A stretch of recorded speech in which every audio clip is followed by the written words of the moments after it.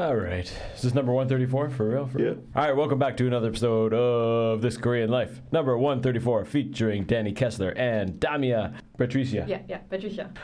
Welcome. We have two main topics we're going to talk about. First, we're going to get into health and wellness. And then connected in that vein is we're going to get into Damia's invention. SeedSniff.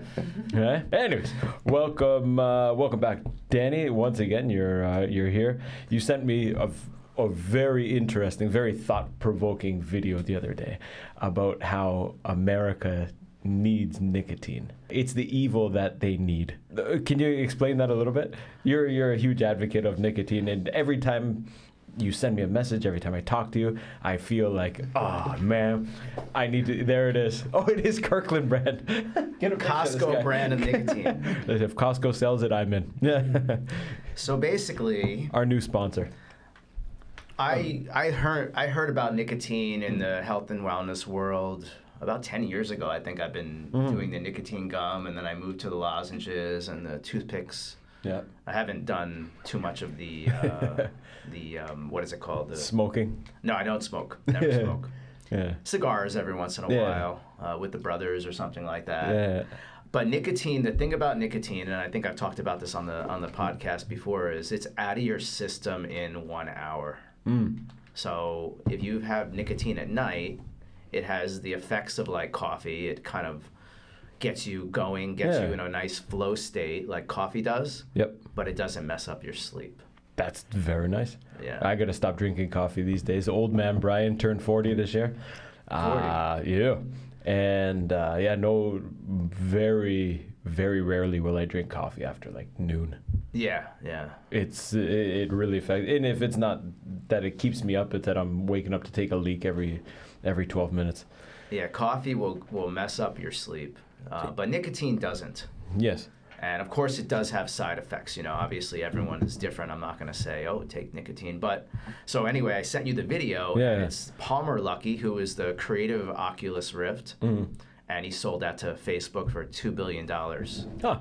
And now he has another company, Anduril, which is like this military company that is. Shooting nicotine into people directly. That's right.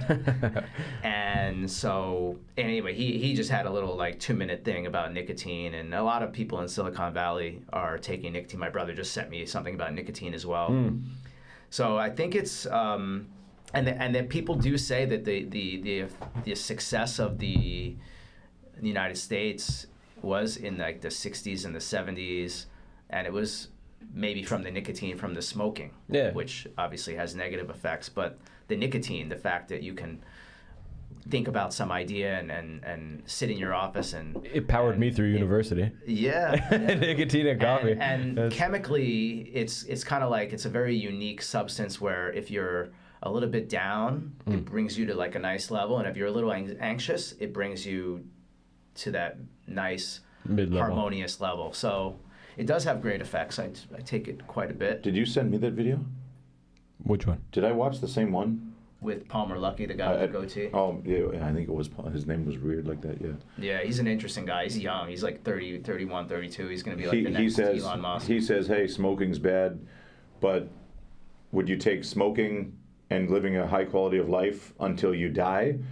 You have lung cancer in 6 months, or being obese for, is that the same one? Yeah. Maybe, yeah. He talks about like, you're going to say smoking's bad, but nobody's saying McDonald's is bad, and everybody's living with all these chronic diseases from obesity. Right. And you know, unhealthy diets, but nobody says a word about that, and you live a shit quality of life for 60 years, where if you smoke and you're in the zone and I mean, I don't know if he wasn't promoting smoking, but he was just making the argument that if you were nicotine's smoking, the evil that we should. It was a lot better than this diet that we've promoted to everybody else. Like, it's crazy. Nicotine decreases appetite, whatever. All the good effects of that. He said that's right. And let's say you're that. using the nicotine and you end up making a lot of money because of what you're putting in your body in terms of nicotine, and then that makes your quality of life better. So that overrides the negative effects of maybe like exactly the high blood pressure. That is a possibility, having high blood pressure issues from too much nicotine, but that could also be other factors such as McDonald's and other variables. So why is everyone hating on Mickey D's? They're fine. There's nothing You'll question. never see me eat Nothing, McDonald's. nothing questionable It's at against my McDonald's. religion. Okay, Yeah. question. Why are these, I think the last ones you brought in were something like this too. This one's called Quit 4. Yeah. Why is it marketed towards quitting? This one says Stop Smoking Aid. Why isn't it marketed towards, a flow state and a get in the zone and be more productive and more efficient? I don't think we're there yet. I think that. But is there that many people, I mean, there like, are smoking people decrease- marketing that. Zyn is doing that, aren't they? It's hard to say. Like, it's kind of like the what was that limitless drug that they Cocaine. No. I forget the name of it, but my brother said it's very expensive, but they give the first bottle for free in Silicon Valley, and I have to look up the name. But they in order to get it approved by the FDA, it was a narcolepsy drug. But actually, nobody uses it for narcolepsy. They just use it for. It took a little that. So maybe backdoor. that's it. Like Okay. they can't get it into Costco, and they say it's like they have to say it's like for quitting smoking, but actually most people are buying it. Regulatory stuff. But maybe it's half and half. I don't know what the numbers are. There's a better one. It's just so expensive because the problem with this one is that it has like the artificial Seizures? sweetener. No, artificial sweeteners. But there's one called Lucy that has like much better sweetener that's not like as bad for you as the artificial sweetener in there. But I can't exactly afford to buy that one because it's quite expensive. Huh. This How one, much does that go for? That's like, I think it's like won, like 10,000 won per like a bottle of that. Yeah. There's a TikTok version, the Tic Tac. Like they're like this one's like it's like like this size. Yeah. It's like a little big, but there's like a better version that's like smaller. Like it's like a Tic Tac, and it tastes like a Tic Tac. It's mint, and You're off the pouches though, right? I never got into the pouches. I did buy some in the duty free. I remember you said you tried one. You went. Oh yeah, had it a was not panic good. attack. It was Yeah. not good. I'm not up to that level of. That's quite a high level. Yeah, I mean, I don't know what the guy nicotine. gave me, but that really messed me up. Yeah. No, but a listen, regular cigarette. how addictive is this stuff? I don't know because I don't really think about. Would you be able to flow tomorrow if you didn't take any of these or what? I don't have an addictive personality. Like in the summer, Because I wonder if that's part of it, why it's not marketed as a, be hyper efficient at your job. That when you're feeling low, just take one. It wouldn't be any worse than coffee, I'd say. Yeah, it's probably the same. I just mean the convenience and the ease of just, I got to work harder. I got to do something. I got a meeting coming up. I think it's probably some law that they have to market it this way. It's probably just some regulation. Yeah. But I mean, I don't have an addictive personality. Like every summer in July or August, I completely go off of caffeine. No coffee, no tea or anything. Just go. Cold turkey. Yeah. So I think I could do it with this. I haven't done it, so I'll have to try. Quit Maybe whenever I want. A headache for a day or two, but yeah. It's good to do that. I know Nate has done some long fasts as well. Yeah. Those are going off, just in the vein of going when you off do something. a long fast, you realize that most stuff, food is addiction. Anything you eat is addiction, and then you realize don't need anything. You're like, man, I don't need 90% of the stuff in here. Just Yeah, it's true. You did a 3-day? My longest is 76 hours. Maybe. Oh, 76-hour one. Yeah.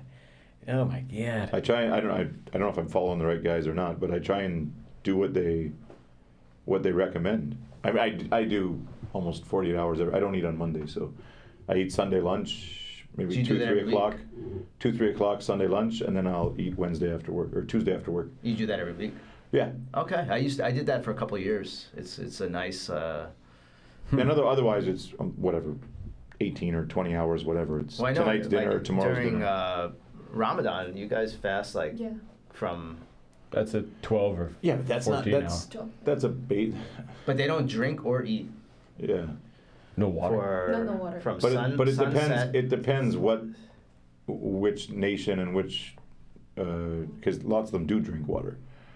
I'm not saying you guys, but Yeah. but I was in North Africa or whatever, Sub-Saharan Africa there for a while with the Muslims during Ramadan, and everyone has a different way of doing it, and it depends. Here maybe you don't have to, but if it's 45 degrees outside and you're working outside, you're going to be drinking water. That's true. Yeah. So there's exceptions or whatever, but no. I used to think, oh, they fast, wow, but then after learning, reading, and starting fasting. Like, yeah, It's weird. if you're used to wanna eating try- 3 times a day, it's probably a big challenge. Yeah. But if you're not, then I haven't yet tried it because it's such a habit to wake up and drink something, but I want to try the dry fast. Apparently, a dry fast, 1 day of dry fast, is You equivalent shrivel to 3 up. days Really? of a fast that you and I do. really, I haven't done it. I'll but try that's, that. Yeah, Huh. it has a stronger autophagy effect. Really? Yeah, I haven't done it yet. I've been like, it's every time. the it's hard water's to what just plan. keeps me going. It's just easy to Right. Should I eat? No, just have a sip of water. I'm good for 5 more hours. Yeah, I've been meaning to do it. I Interesting. just haven't found because it's like I have my whole life is structured around exercise. So it's like, how am I going to do that? And then exercise, and I wake up and I need something to drink to That's start my day. thing with the really long fast. Like, what workout could I do on day 3 of a 3-day fast? You'd probably be dead. No. Really? You think you can feel better most of the time? The longest one I've It's- done is like 28 hours. That was just like getting off. That was like in transit, going on the plane, coming back from home, and maybe less than 30 hours, anyways. I've done when I do like a long fast. I remember waking up and working out, and the problem is that like initial 10 minutes into the exercise. Yeah. It's you psychologically, but physically you don't feel that great. But once you break that 10 minutes, you're in like berserker mode. It's actually like On day 3? whatever it is, Yeah. like more than, let's say, more than 36 hours, Yeah. and you do a workout without having any food, and it's almost like your body's in this like primal mode. Yeah, Yeah. And I you agree can with that. just, if anything, you can keep going. So like, let's say your regular workout, you're working out for like an hour and you're pushing pretty hard. If you're fasted, and once you break that first 10 minutes, you can just keep going. You almost have to stop yourself because you'll injure yourself. I was going You're to say, in, I like, don't this think the weird problem would sort be of- getting started. The problem would be like the recovery. If you went too hard, like how do you recover after that? Yeah, because you got nothing in your body.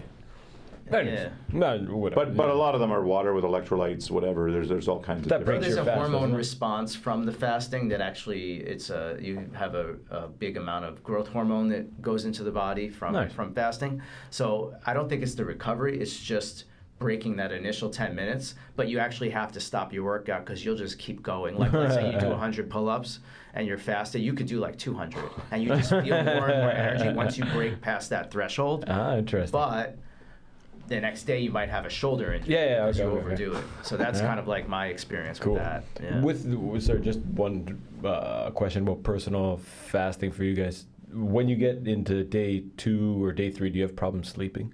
No. No. That's You don't- it's the best I ever feel is. The sleep is insane. Yeah, it's so good. And I mean, just like everything, like any ache or pain or like just like what they say, like the joint, any inflammation, anything, just it gives goes the away. I body feel time great. to heal itself. Oh, Yeah. very nice. And I noticed I had like a heart rate monitor and then I put that on like right before I went to sleep after like 2 days of fasting, and my heart rate was so low. It was like at like normally it's at like 58 or 60, and it was at like 48, 47. Man, it's funny you said that. Last Monday, my student, he's got like an Apple Watch, and Yeah. you can test or check your heart rate. His resting heart rate was 92. Whoa, student? Student, 92. It was like, did you just run up the stairs here, or what are you doing? That's incredibly high. You put it on me, Yeah. dude, it was 38. You're at 38. 38. That was 9 p.m. I don't know if I was holding my breath or if it's accurate or whatever. It came up at 38. So I don't know if that's high, 38 is extremely low. That's Yeah. really. I mean, not Click. for waking up in the morning. clinically dead. no, that's like really healthy. I think. I think it's just gonna go and just stop one day. I don't know. That was Well, his was 92 though. That's the more alarming I think than Well, I the was, just, 38. I was just reading something the other day about like doing an ice bath before exercising is the best way to take advantage of the ice bath effect because it lowers your heart rate. So then if your heart rate is really low and then you do some intense exercise, it goes up. But let's say, okay, you're at 38 and then you do some sprints or you do some hard exercise, maybe it goes up to 92. Yeah. And then it goes back down. So like some of the best athletes, probably I think Michael Bisping, the UFC fighter, he walks around with a heart rate of like 35. He's from England, huh? Yeah, yeah. Do you know his hometown? I don't know. Clit Hero. Okay. I did not. I'm not joking. He's a legend. He's a Yeah, legend yeah. in Clit Hero. Shout out to down in Croydon. But I think keeping the heart rate low, especially as, like we're much older than you guys, like 38's really good. Like I like to get mine down to like in the mid 40s right before I go to sleep. So No nicotine helping that one? I don't know about that. Okay, I got a couple of questions about just some recent things that I've noticed the last 3 to 6 months. I'm at the park every morning. These knee bands. What is going on? Nobody had them a year ago. You know these things? Knee bands. These bands. I think it might be bands. tape. I don't know. It might be tape. No, it's not tape. Not taping. Every single person at the park in the morning now has. There's probably a few hundred people every morning. Fashion. No, it's like for knee injuries. It's knee injuries or shin splints or something. But there's no way everybody needs them. But I'm just wondering if you've noticed, was there something that. Published that said, No. knee bands will make you... Probably from running injuries, all these people running. I think you sent me that article. Like, lots of running. There's a whole running culture here now in Korea. It's got so bad. When I go buy shoes, there's a wait for ASICS shoes. There's a wait. Like they're always sold out. So if you go in, I had to buy half a size too big of shoe because they were. She said there's nothing in stock. As soon as they come in, boom, they're gone. Anything like the average size, 265 to 275. Because so many people are running here and buying the shoes. Yeah.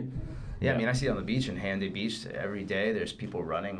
But so you haven't noticed this at the beach? Like it was nobody. Maybe like 1 out of every 50 people would have had these things before, and now it's probably, 9 out of 10, 8 out of 10. It's probably just a trend here, right? Everything. I just noticed the very bad technique of these runners and their open mouth breathing. I don't really notice their knees. Okay, a couple on the running one then. What about? Is there a trend here of? Is it called the slow run or something? I've come across it a couple of places, whatever. Like, it depends on the day if I'm going to do sprints or a longer run or walk. And if I play hockey late last night, then this morning I'll probably go for a walk. I'm not going to go for a big run. But I can walk faster than these guys run. And it's like they're in. It's like slow motion, and they're just like they're running towards a lover in the airport. But it's really weird. And like, why? But I would just say, like, why wouldn't you just walk? Like, you're clearly not running or jogging. Why don't you just walk or power walk? Zone 2.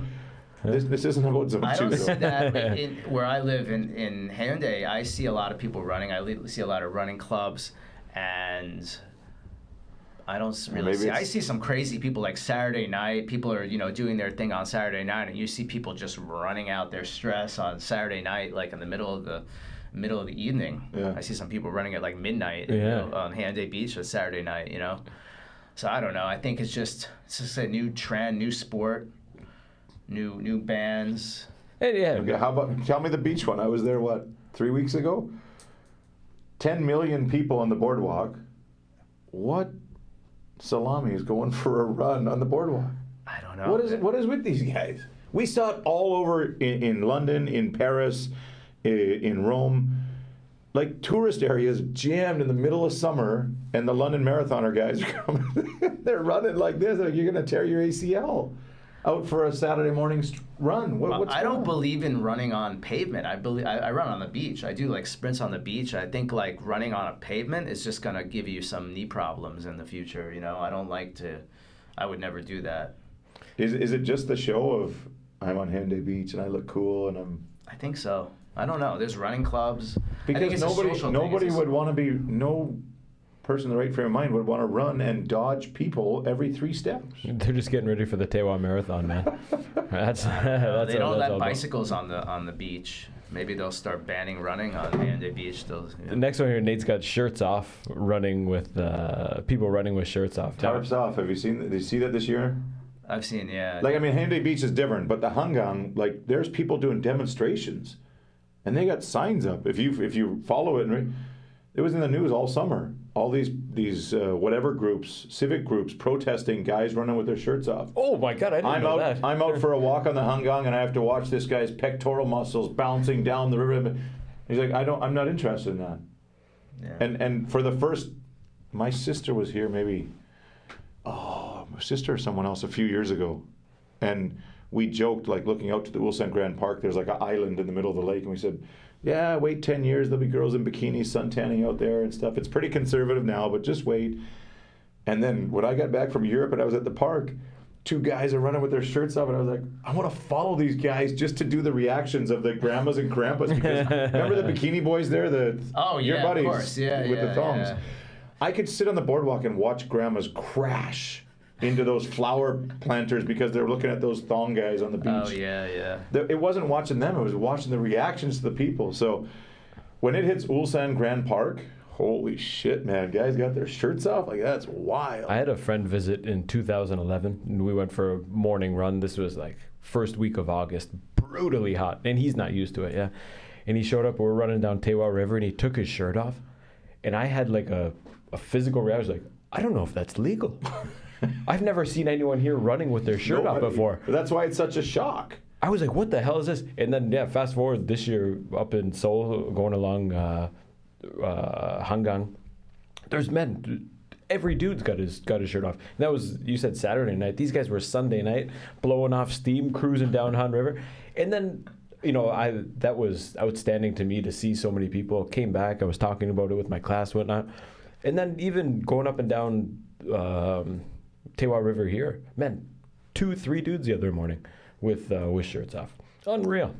Yeah. And I was lucky I had my GoPro. What's the Busan wellness expert take on it? Well, I think it's culturally sanctioned ability to flex. Maybe before it was like shamed here, and now it's become the norm. So now people can do it. Like, these guys have their faces covered. I think the argument is like the guys cover their faces. You're making other people uncomfortable. Your body. I don't know. I'm just guessing. Like, free the nipple. Everybody can't do that. So, and you're making other people feel bad about their bodies because you're showing off yours, kind of deal. Like, free the nipple. I don't know. I'm just speculating, but I couldn't imagine so much. If you look online, you'll see all the, those banners they put up for the government officials everywhere. Like, they have those all over the Hangang about running with your shirts off. Oh, telling them not to. Yeah. Be respectful. All this. Yeah. I think, isn't it? It's pretty culturally insensitive to walk like in downtown in Thailand too without a shirt on. I mean, but you're used to the beach, and Busan's got the beach, so that it makes sense that it would be much easier because you see people all the time and you walk down. I jumped in the ocean yesterday, and then go to the GS to get like a banana, and but. I don't know. I remember in Japan, I was in Japan, and it was the middle of the summer, and it was so freaking hot. It was like... It's worse than here, isn't it? Oh, yeah. And I look up a park, and I go to the park, and it's so hot. I'm just working out, behind a pull-up bar, and I just have shorts on or whatever. And then you get the pepperonis out in Kyoto? What was that? You get the pepperonis out in Kyoto? In Tokyo. In Tokyo. And I tell my friend, and she's like, don't do that. You can get arrested. And I'm like... No. Like, they might arrest you. I'm like, it's 5 I was literally 5 in the morning. I'm like, but I was thinking, like, what if there is a police officer? Yeah. Can you imagine? Banged up abroad. He'll be the next episode 15. So I don't know. I don't really know. I think the culture changes, especially around the beach. Beach culture is going to be people that are going to be wearing shorts or wearing bathing suit or something. But maybe at these parks, that's a little bit more. And this is also a more conservative city than Busan. Much more. Yeah. If you want a conservative story, coming from the beaches in Italy, where they don't even wear, lots of girls don't even have their tops on, right? And 70% are wearing thongs.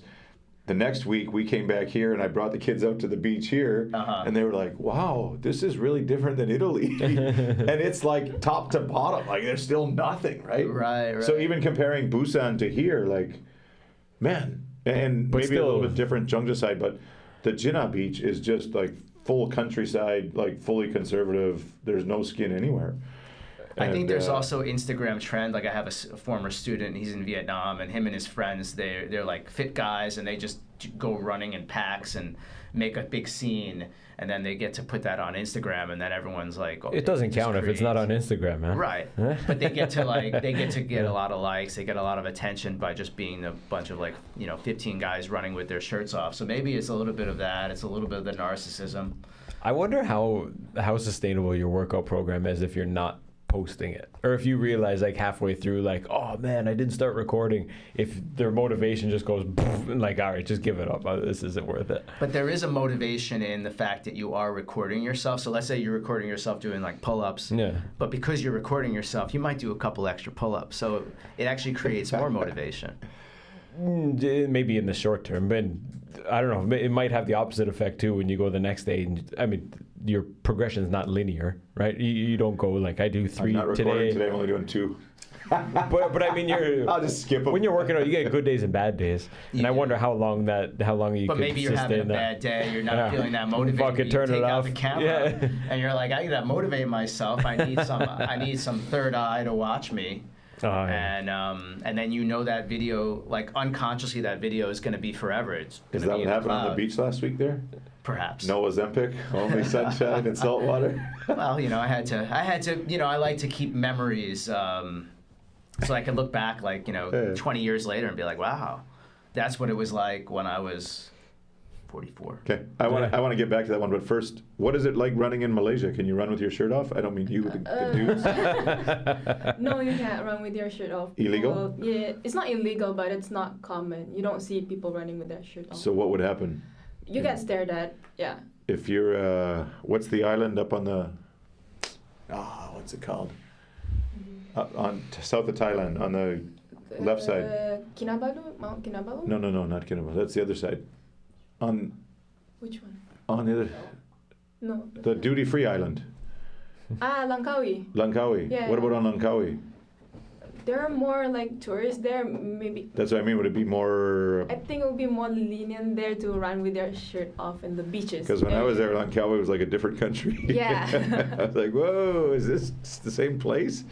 Interesting. Okay, you put that on there, and it made me think.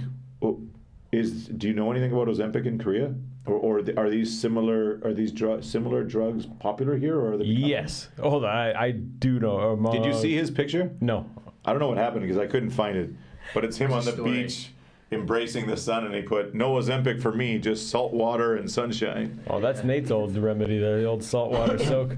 The Ozempic from I don't know how big of a sample I know, but it's more prevalent than you think. We have more people who use it than you. But I haven't heard of it. I think. don't even know if it's available, and definitely 99% of people here don't need it. But I just wonder if it's this quick, easy thing that a self-conscious university girl will go, "Hey, I can lose 10 pounds of the shirt." Yeah. I don't know. That's what I'm asking of you. I have no idea. I do suspect some people that I know who might be on it, just because of the change that I've seen, and it doesn't make sense to the eye. But I don't know. It's not something you ask hey, are you on that? Ozempic, Sure. And I don't know how. Apparently it works really well. I suspect that some people are on it, but I don't know for sure. But it's maybe something you don't want to tell people. It's what else works? You know what else works well? What's that? Going for runs in the morning. Sunlight, not salt eating, water. not eating not eating all that It's clear shit, that it works, but now they got 1 million lawsuits against them. There's Oh, really? Well, the side effects are awful. Yeah. Wow, It's I didn't know. killing kidneys and livers, all kinds of stuff. Yeah. Yeah, there's no free lunch. There's no biological free lunch. That's it. They said it's good for the only people that should be taking it are ones that are terminally obese, Right. and you need to drop 50 pounds in the next whatever. Then you take this. Okay, that gets us to a manageable weight. Now we can start doing other stuff. Does everyone forget our entire history on this earth? Since I've been a kid, there's always been oh, this is a new weight loss pill. This is a new weight loss pill. And guess what? It's never. This is always the one. Even going to Costco, fat burner pills, this burner pill. Dude, none of it works. Yeah. No, am I the crazy one for saying that? Is Ozempic But really the one? I think Huberman and these guys and Brecca, and I think they're shedding the light on that. That sleep, get your sleep first, and that eliminates half of your eating problems. And not eating, it turns into this. It's just a whole lifestyle thing where, you were not playing on your phone till 5 in the morning every day either. And if you can eliminate that and get back to having a good sleep, and I think those guys are shouting it from the rooftops now, 4 or 5 of them, and it's good. Yeah, but you see that meme you see like the 2 doors. One door is like, some shortcut. Yeah. Pills, Ozempic, whatever, and the other is like exercise, eat well. And the line for the first one is like just like really long, and the second one is like one guy. Yeah. That's just human nature. Yeah, of course. Yeah. It's human nature to find the shortcut, the Sure. easiest way. Of course. So. Okay, one more. How about saunas? Do you go to the sauna much or no? Oh yeah, all the time. Okay. That was his PhD. My problem here is the sauna temperatures.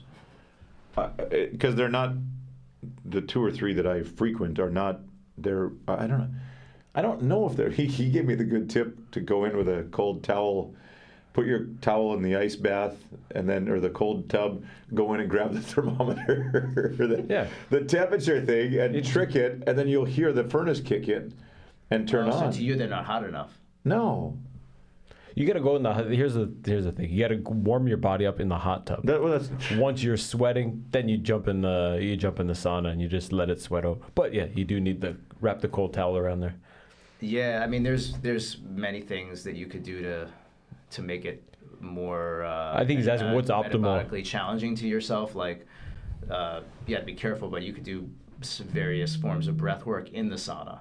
So you could do box breathing in the sauna. You could do breath holds, but obviously be careful. But I mean, talking about like the ideal temperatures for sauna benefits, and how long you can stay in for 30 minutes at this temperature or 10 minutes at a higher temperature. Right. But in Korea, you go and they're fixed. You can't fix it. You can't change it.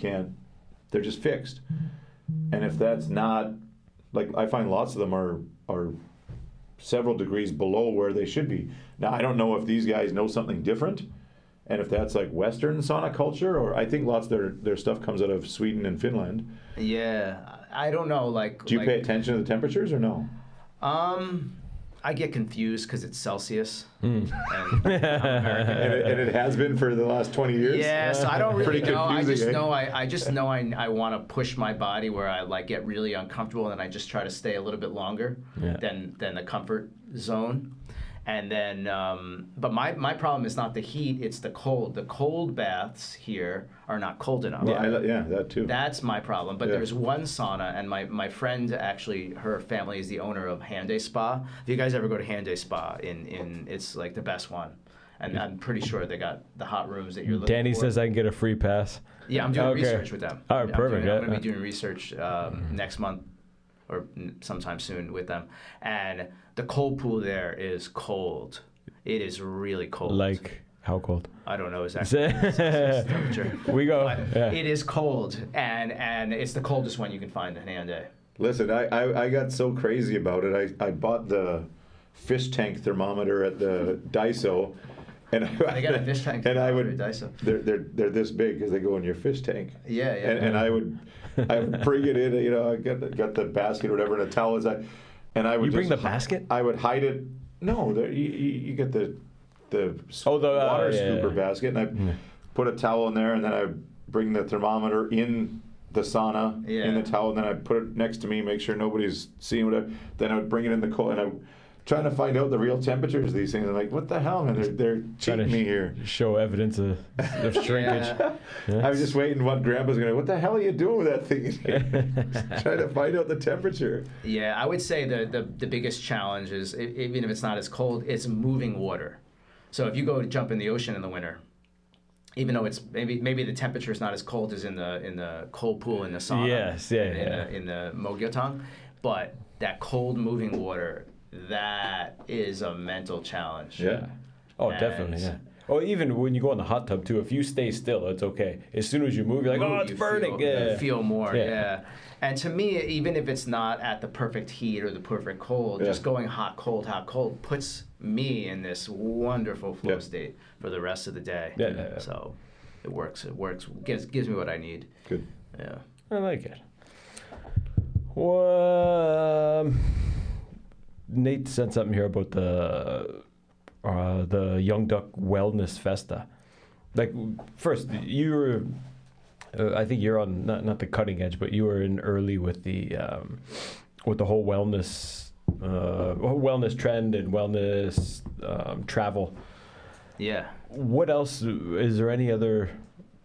I mean, Young Duck traditionally known for crabs and whatnot. Is there any other? It is. They're known for the crabs. Now they're going into Wellness Festa. Is this? You're in the? He was there last year. I was there last year. You're in the industry. He went to the festival last year. Oh, this is not the first year they're doing it? Second year. Oh, very nice. Yeah. Is this a growing trend in Korea? A wellness festa? They just passed a law where they're going to start promoting wellness in Korea. I don't know. I should know more of the details, but I haven't had time to look.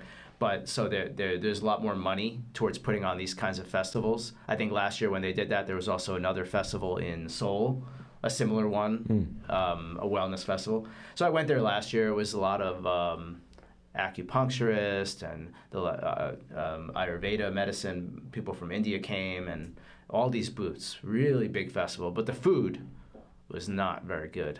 Yeah. Chicken and beer. Seed oils in it. The food had seed oils. I was going to say, it'd be a great place to launch the Seed Sniffer. Yeah. One of these. Put everyone out of business. It was like lunch boxes they gave us, and it was just like, ugh, this goes against the concept of wellness. So what else?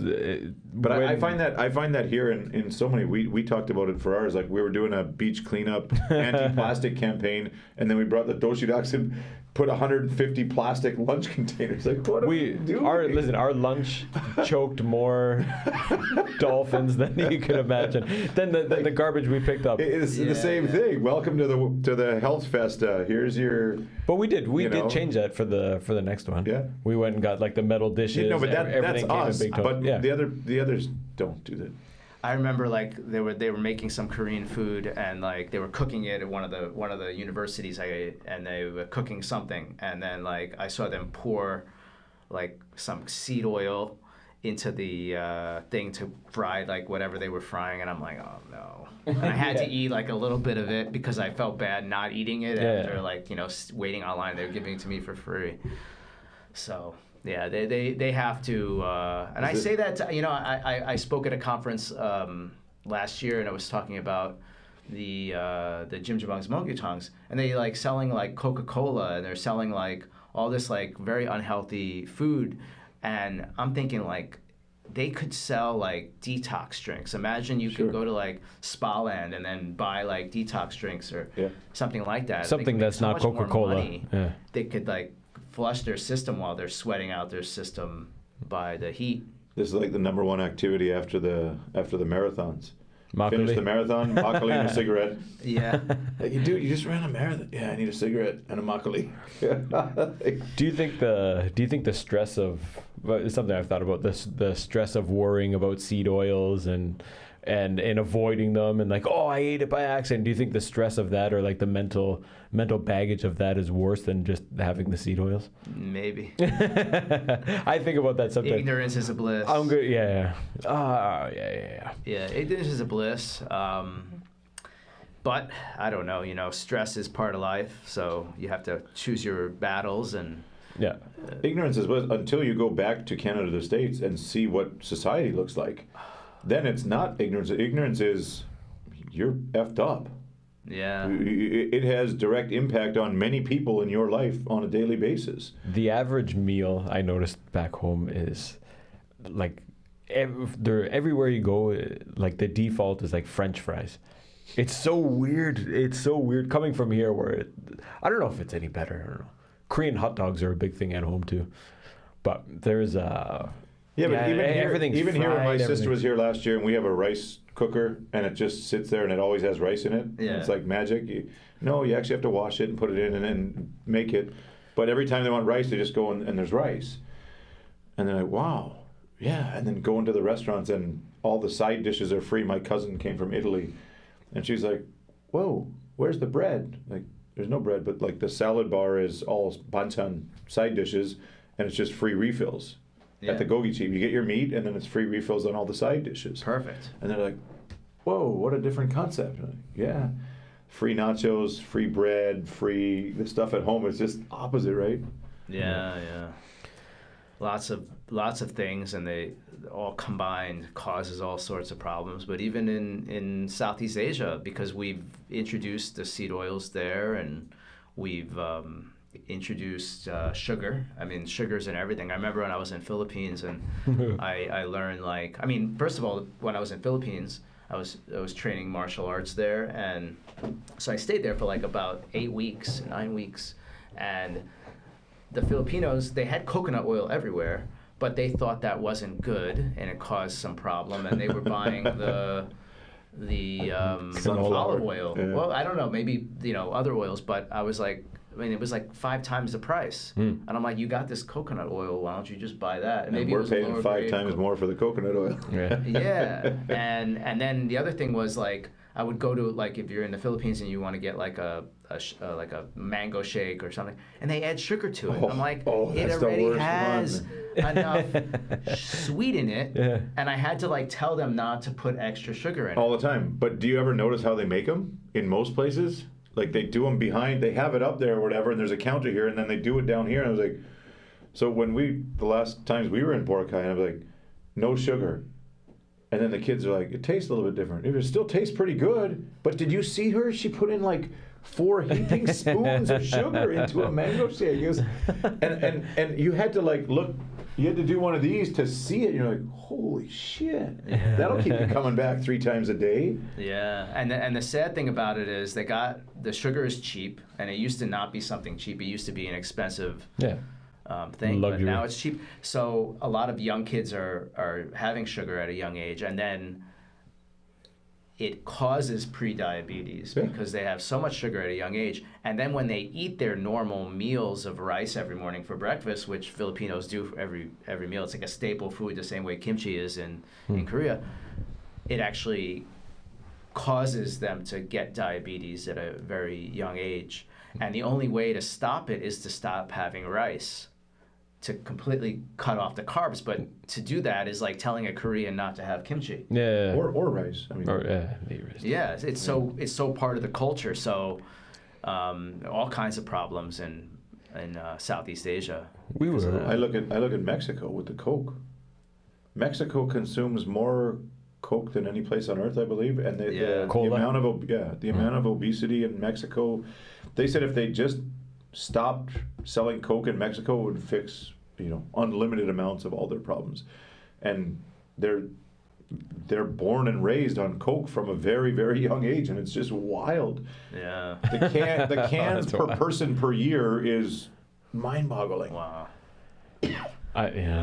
What's your take on the white rice? White rice? Come on, when you see Huberman or someone say, or Brecca or someone say, take your white rice. If you want to eat white rice, it's fine. Cook it, take it out, put it in the fridge, and eat it tomorrow. I'm like, Yeah. That's like potatoes dude, too, isn't it? have you ever frickin' been to Asia? Like, who the hell is gonna put their white rice in the fridge and eat it tomorrow?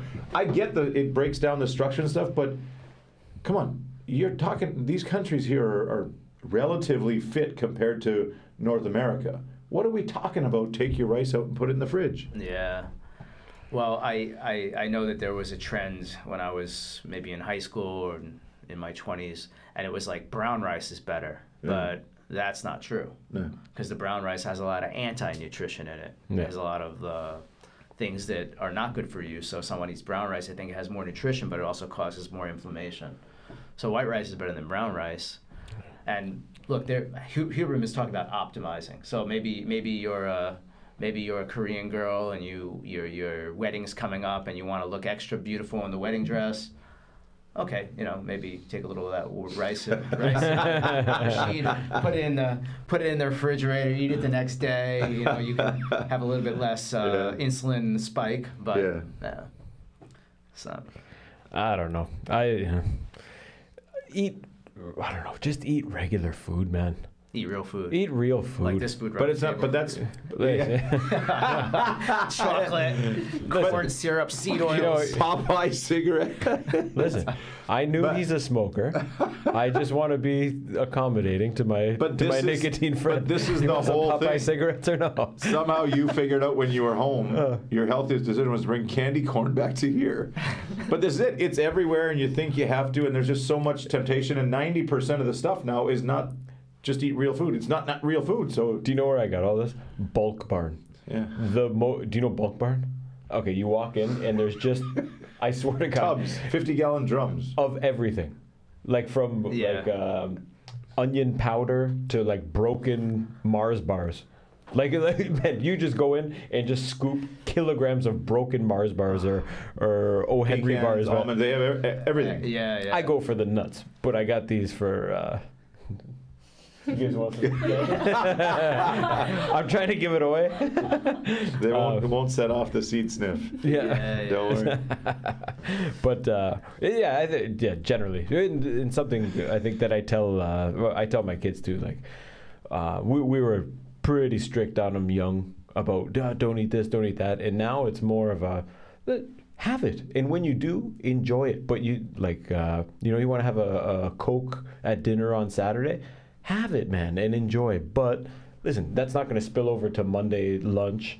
If it's a friend's birthday and you're going to McDonald's, don't feel guilty about eating a bulgogi burger.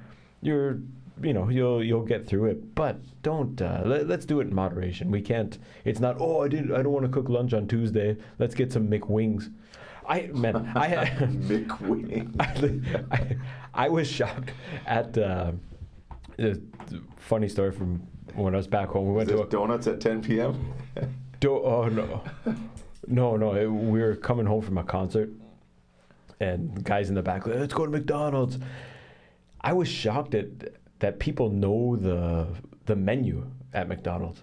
I don't know what the menu. Someone was like, give me a number 2 set with this, and like substitute this and that. And we had one buddy order one order for one person was $40. And he ate it on the way home. I was looking in the mirror like, no, there's no way. But $40 is what, like 2 sets?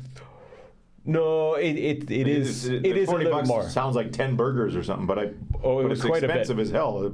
At home, it is more. You're right. I should have said that. It is a little bit more expensive. It might be like $13-14 like a set. 7 sets at McDonald's. That's like the. But there was like the driver pulled up and was like, "Okay, what's your order?" He's like, "No, pull up. I'll order." So he pulled up a little more. He's like, "I want this." You don't need 3,000 calories at midnight. It's not. Did you do that before your wellness days? Like we were Friday, Saturdays bars, 2 p.m. to 2 a.m. bar closes, Burger King or McDonald's on the way home. We had to drive 30 minutes back out to the countryside. But every night after the bar, it was the lineup at McDonald's and Burger King was like 50 cars long. It still is. Were you part of that or no? When I was a freshman in university, I remember there was this chain called Whataburger. And I remember freshman year, and I would go do a typical thing, go drinking, and then go there get French fries and a milkshake. And I did that a few times, and I just noticed, I just felt like something growing. And then I was like, that's it. I stopped because when I was in high school, I was a wrestler. I was always dieting. Wrestling. I was reading diet books when I was 15 years old. I read all the diet books, Dr. Atkins and Zone Diet, all these different diet books. So I was counting calories like a teenage girl. Yeah. And so when that happened, when a freshman year, I'm like, okay, that's very tasty, that's very delicious, but I'm gonna stop. So I just put a stop to it from the start. But even coming here, we would be out, we'd drink till 4 or 5 in the morning. Wake up at 10. First thing was Pizza Pomp's pizzas, $5 pizzas, and then get right back on. Plastic cheese school pizza school. Yeah. Well, my senior year of high school, I read this book, the Dr. Atkins' New Diet Revolution.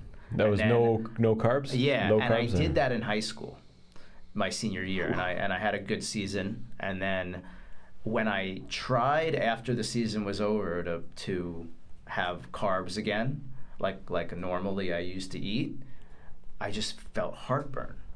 So I kind of set myself up for the rest of my life. I just can't handle too many carbs. If I have carbs, I just get heartburn.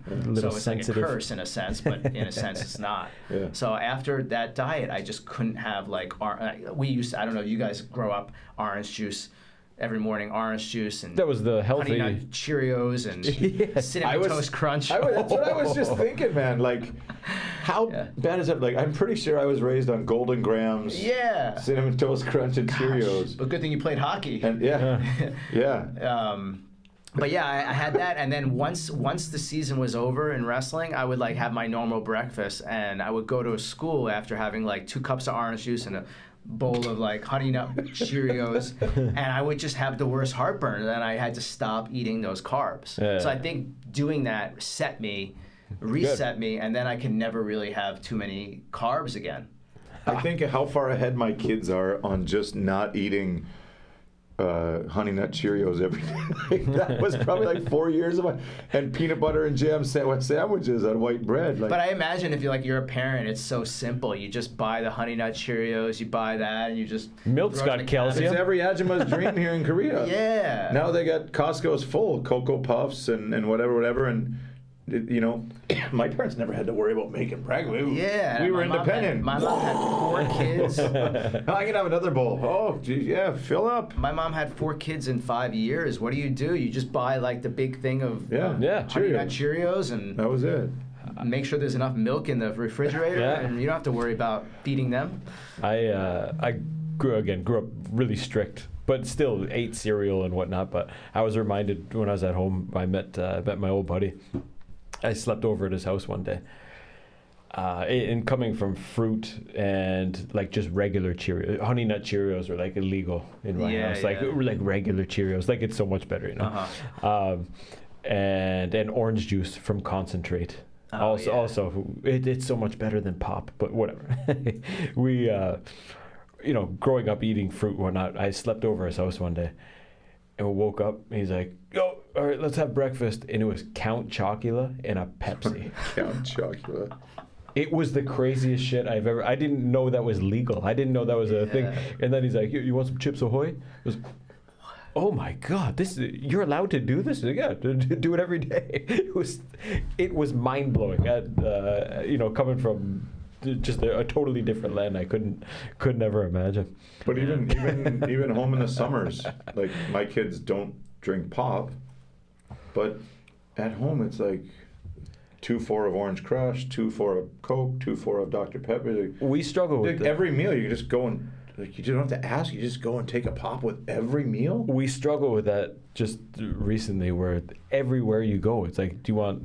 It's not do you want a drink. It's do you want orange, grape, or Pepsi? And you're like, do you have water? Ordering water in a restaurant. Oh my God, dude, I'm like a freak. Do you want a beer, some wine, or cola? I'm like, no, just give me a water. And they're like, ugh, how dare you order a water in my restaurant? Yeah. Please. I think the beginning of the end was, I remember I was like 12 or 13, and we would go to Burger King. And, at that time it wasn't too expensive. Like a little change. We were able to go there. And they changed it so you can have all you can drink soda. So I can get the small 95 cents or whatever it was for 85 cents for the small soda. And me and my friends would sit there and we would just go to the machines. We're like, ha, ha, ha. Yeah. We can have all the soda we want. We always laughed in America that it was never, they were smart. It was free refills, but bringing your cup and asking the guy to do it made him too busy. Right. So they just, in the States, it was always the machine. They didn't care. You could take 65 liters. They didn't care. Yeah. But in Canada, you still had to go and give your cup to the guy. The diabetes will kill Do you. you guys know what happened in Korea? No. In Korea, they had free sodas, free refills. Really? Yeah. Until probably 2000, I want to say 12. It was just before the McMorning breakfast came. But 6 middle school students would go sit at a McDonald's and they'd get 1 cola and they would refill it for 3 hours with 6 straws. It's so Korean. And then McDonald's just said, hey, screw it, you guys don't even eat or anything, you just sit here and do nothing. Yeah. Except 6 people on a straw on one large cup. So it was like 5 cents each for the cup, and then it was free refills all day. Yeah. And the same with the onions at Costco. They just yeah. abused the shit out of it, so they lost it. But it was free refills until, probably 2010. They take the onions out of Costco? Yeah, a long time ago. Oh, no. 3 years what ago, about my maybe? onion Yeah. salad? Oh, if you get a hot dog, they give you one. They're like, We don't put onions on our hot dog. Yeah. We used it for a side dish, a mountain of them. Yeah, So, that's funny. anyways. Okay, let's get on to some uni stuff. Just one quick one, then we can transition into her project. 30,000 students by 2030.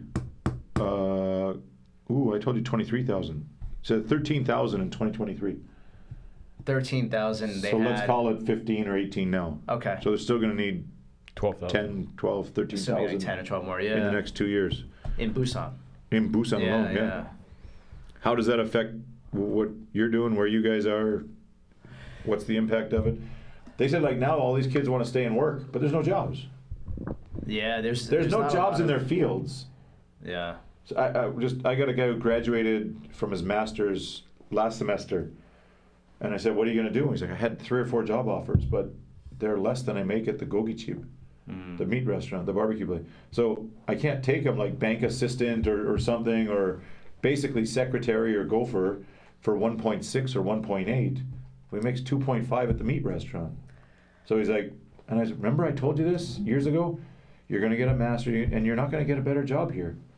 In Korea, these are the jobs that you guys are qualified for, that you can do, regardless of your master's degree." Yeah, but even for Koreans, I mean, like, if you're not going to a top university, you're going to be working at Starbucks with an engineering degree. That happens in this country for Koreans. So, I mean, Sure. the international students, it's also even way more difficult to get a solid job.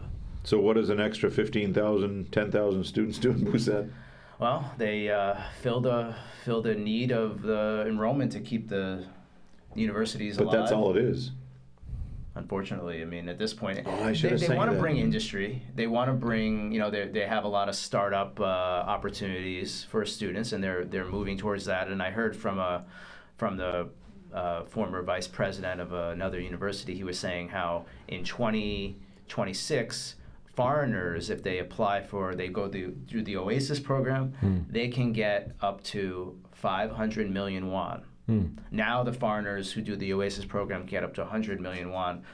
If you are not in Seoul, if you're in another city except for Seoul, and you're under 35 years old as a foreigner.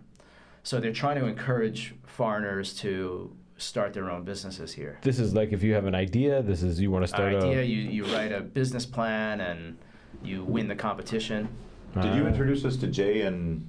Jay actually is the one who introduced. Well, I mean, we had knows her about on. it. Yeah, I But know. since I know. then, I'm in a couple of those Oasis chat rooms. I'm in 2 of them Yeah. with hundreds of people. I think the success rate of getting the visa or whatever in that Oasis program is like 1%. There's just too much. Again, they promote it to everybody, but it only applies to like this. It's not. And everybody in there is so frustrated. I got a patent. I got money. I don't need that shit. I just need the visa to. No, you don't have $500,000. You can't do it. I have this and that. I don't need that.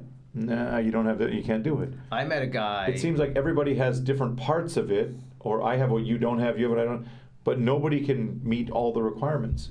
Yeah, I met a guy he was an English teacher, and he started an AI company in Seoul in like 2014, 2015. And then he got it, like, he won, whatever it was, the competition that he won some money, he got some Korean investors, he incorporated, and then AI boom hit, and then now his company is like funded by Silicon Valley, and he had to spend like, he said something like $200,000 or $300,000 on reincorporating his company from Korea to the United States, because that's what his investors wanted, his financiers wanted. So I think there's just so many barriers to entry still here. They could make it way easier. And when people are looking, why not go to Thailand or Vietnam or somewhere else where there's way less barrier to entry? A lot of these guys are online businesses. They're not brick and mortar places now anymore. And why not go somewhere where it's way easier? Every country's fighting for you. Europe's giving free education, free scholarships to everybody, free this, free that. And in Korea, you got to come and fight tooth and nail to get $500. Like, I just, if you're looking at all the countries and all that they're offering, I just think there's so many better options. Yeah, I was having dinner the other night with a friend. He's a startup guy. He's got a very successful business in Canada. And then he's living in Changwon because his wife's mother, some personal family issue. And he's started launching different startups. So one of the startups he's launching is something with nails, like the stick-on, I don't know what they're called, stick-on nails, and nails art. I don't have any stick-on nails. I don't know about the name of it. But, you know, he did a lot. I mean, he spent months and months with it. One of the former lady that worked for him and started this company, and he's trying to open up a Shopify, but can't do it in Korea. Because and then so he had to incorporate it in the United States. So it took him 24 hours. He called Las Vegas, incorporated like that, and then but he said even with that, Koreans cannot buy his product unless they have an international card. So they can't buy it with a domestic card. So that's a barrier to entry that he's just like, and he thinks that a lot of the startups here, a lot of the Korean startups, they probably do some incorporation in other countries because that's the only way they can bypass some of these. But even just basic, let's talk about a couple $1,000 businesses, whatever. If you wanted to start a shop making headscarves or whatever, like how hard is it's not easy to do that. If African girls wanted to start one for braiding hair, the way but they got to do it illegally. Everything because it's the language, the support, the whatever. Your name's too. It's still a problem. Your name's too long. Well, what do you mean? How can that be a barrier to entry that your name is too long? There's just so many basic things that they haven't ironed out yet, and it's part of this, skipping generations of evolution, just going straight to the top. But I don't know. When I had to register a company to teach at the college, when I went, it was really easy. Maybe that's because, 5 minutes. Because that's an F visa. Now, one an F visa, but now go into hiring employees and paying health insurance and everything else. Yeah, that's true. Yeah. And your wife's Korean, so it makes it easier probably to. Yeah, it's under my name, but it's anybody can go down to the tax office and register a business in 2 minutes on the right visa, not a student visa, but an F visa. You could just go down and do it. F visa makes it a lot easier. Yeah. But after that, still, it's my these guys with these Oasis programs and stuff. Why wouldn't they want to help me and guys like me start 5 businesses who are established here, who volunteer, who give back to the community, coach hockey? Why wouldn't they be interested in helping us make it easy for us to have businesses, and we can mentor the other guys? Right. Instead of, is she going to mentor me on having a business? There's lots of guys who've been doing under the table, illegal, this, that, whatever stuff for years here. That we just know every time you go, and if it's so hard that even your wife isn't willing to put in the time and get frustrated with their own system, then it's too freaking hard.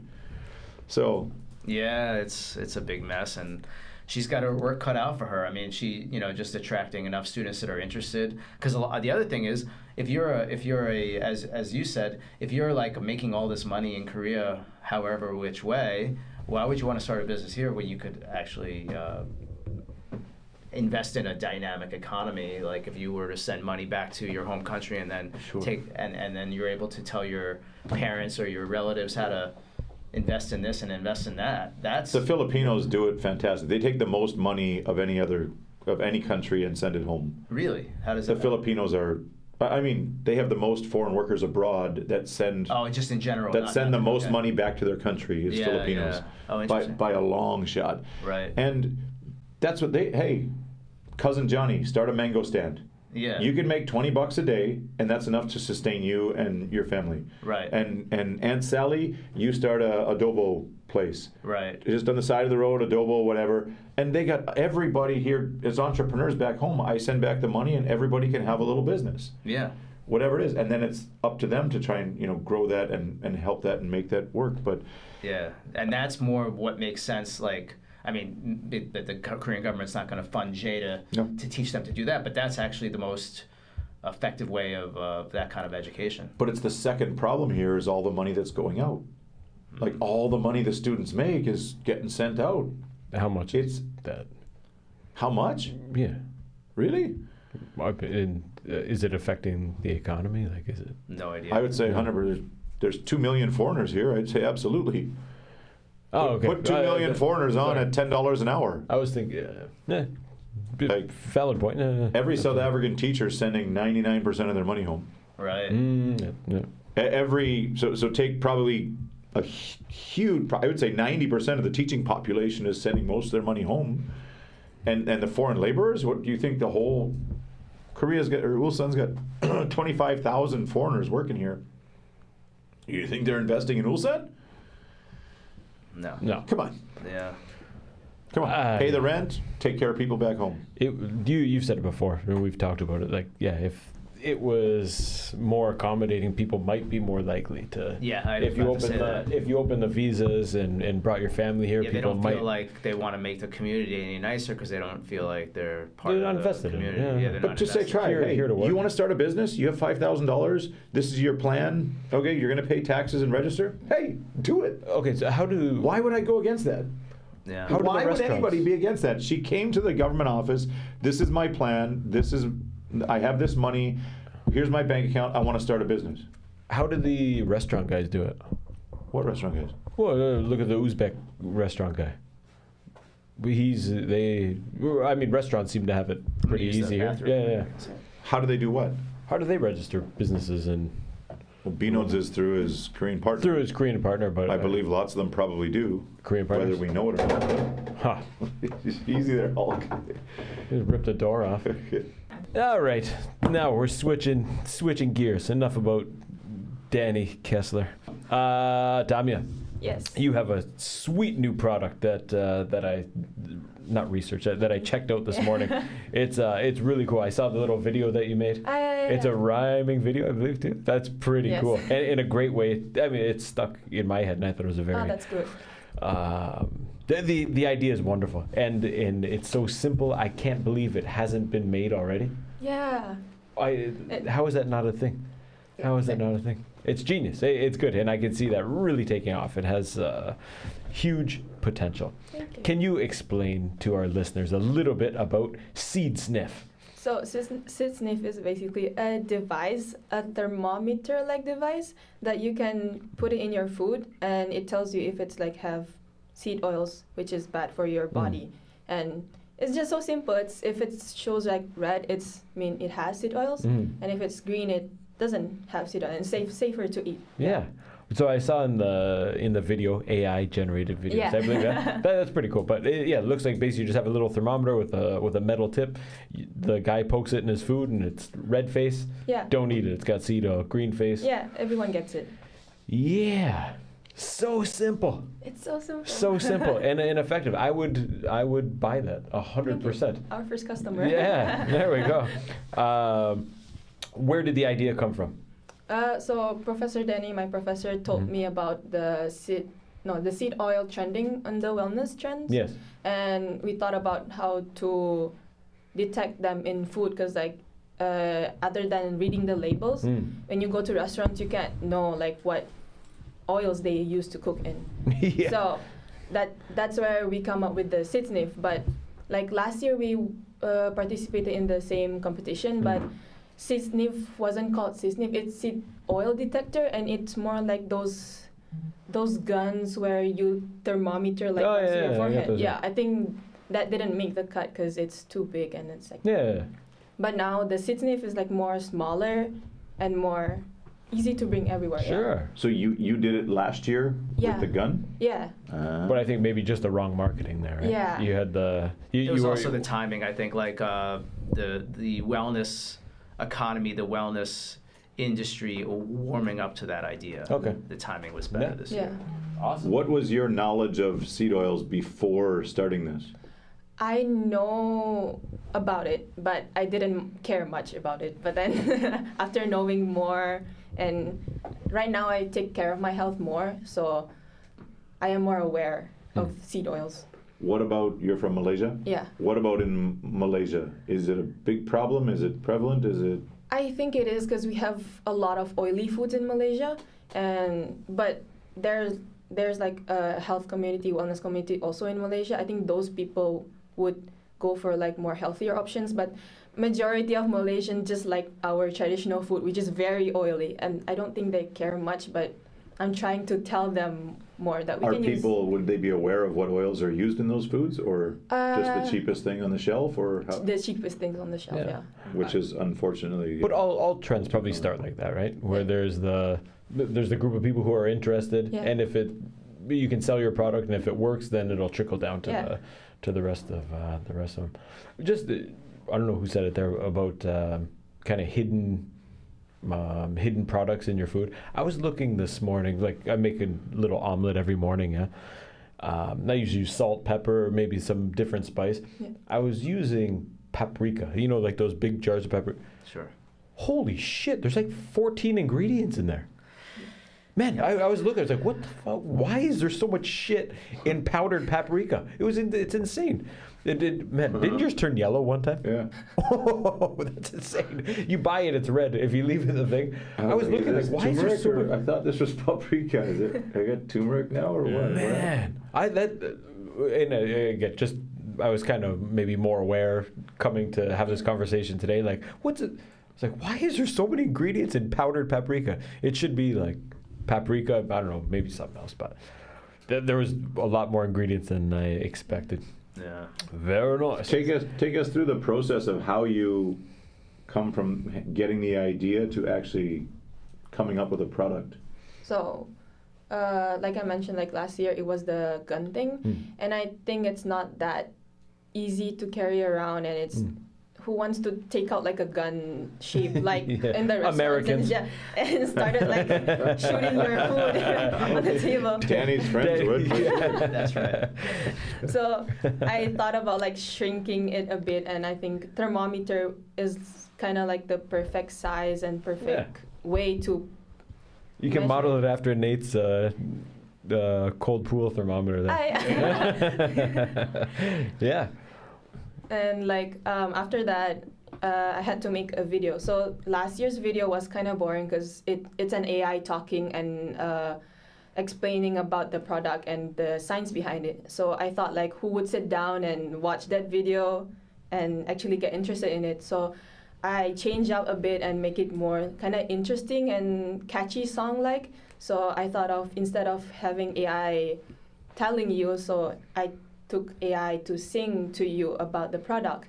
So, and I did not tell much about the science behind it because I need to get the people's attention first, and then I'll tell them about the product. Yeah, Good. 100%. When you started this, what was the goal when you, 2 years ago or whenever you started this? Yeah. What was the initial goal? What were you trying to accomplish? To be honest, the initial goal is to just win the prize money and to go to, last year was Switzerland, I think.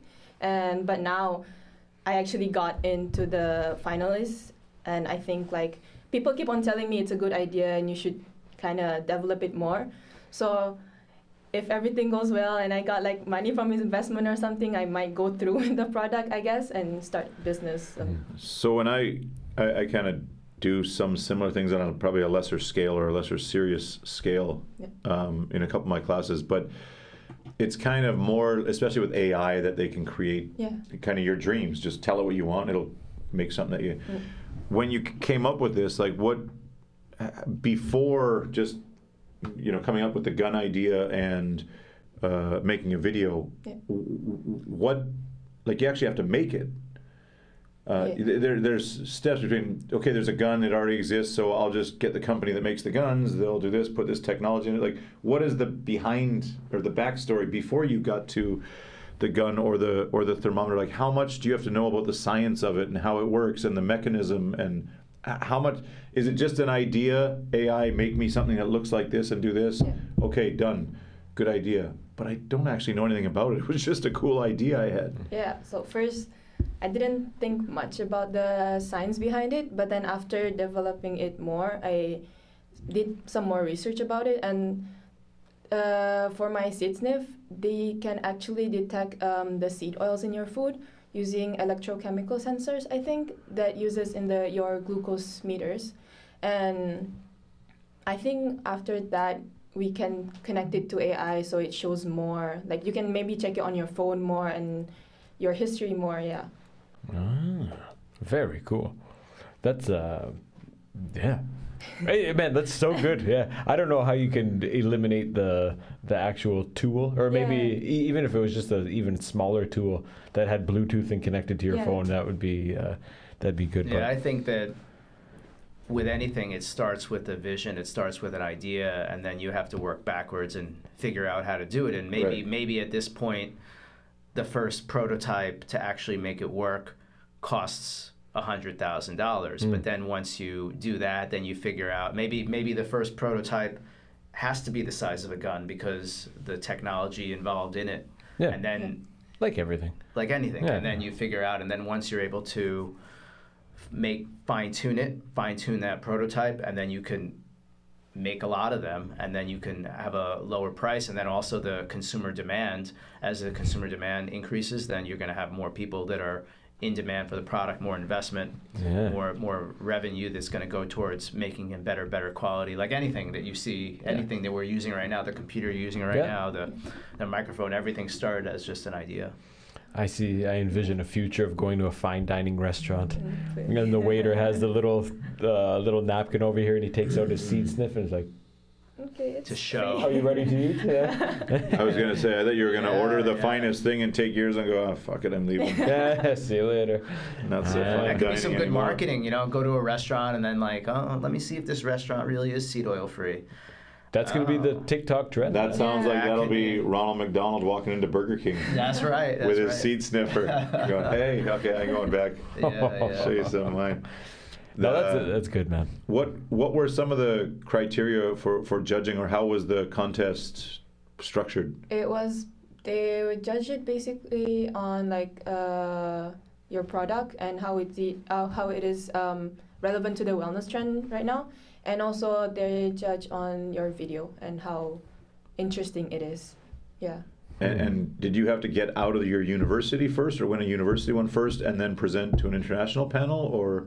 No, you basically just make the video and submit it to the website. No, you upload it on your YouTube and send the link to their website, and they'll judge it from there. How many entrants? I'm not sure this year. I think last year was like 300 or 400 of them, and every year we apply. We had 7 projects that were submitted this year. Yeah. I had a feeling that you were going to win. You really? Yeah. I had That's a feeling awesome. that she was going to be the one. How that many won. in the final contest? 3. So she's going to go to. We'll Your go top to Dubai. 3? Top 3. Holy Go to mackerel. Dubai. We get on stage, and there's a bunch of judges, and these judges are like high-level business men and women, and You said she will it's present. Shark Tank? Yeah, Shark Tank of wellness. Wellness. So it's not the same as the TV Oh, show, but yeah. it's kind of modeled after that. So you have to go up, you're going to give a pitch. Yeah, I have to give a pitch, and they'll ask me questions after that. Consider this your warm-up. And then, and that is why I wanted her to come on this podcast, and I want to bring her into my class and do a bunch of things that kind of take her a little bit out of the normal comfort zone. So when she gets on stage, it's much easier. It's Do you easier wanna- to. Do you want to present in our classes too? Oh God. Yeah. Sure. Yeah.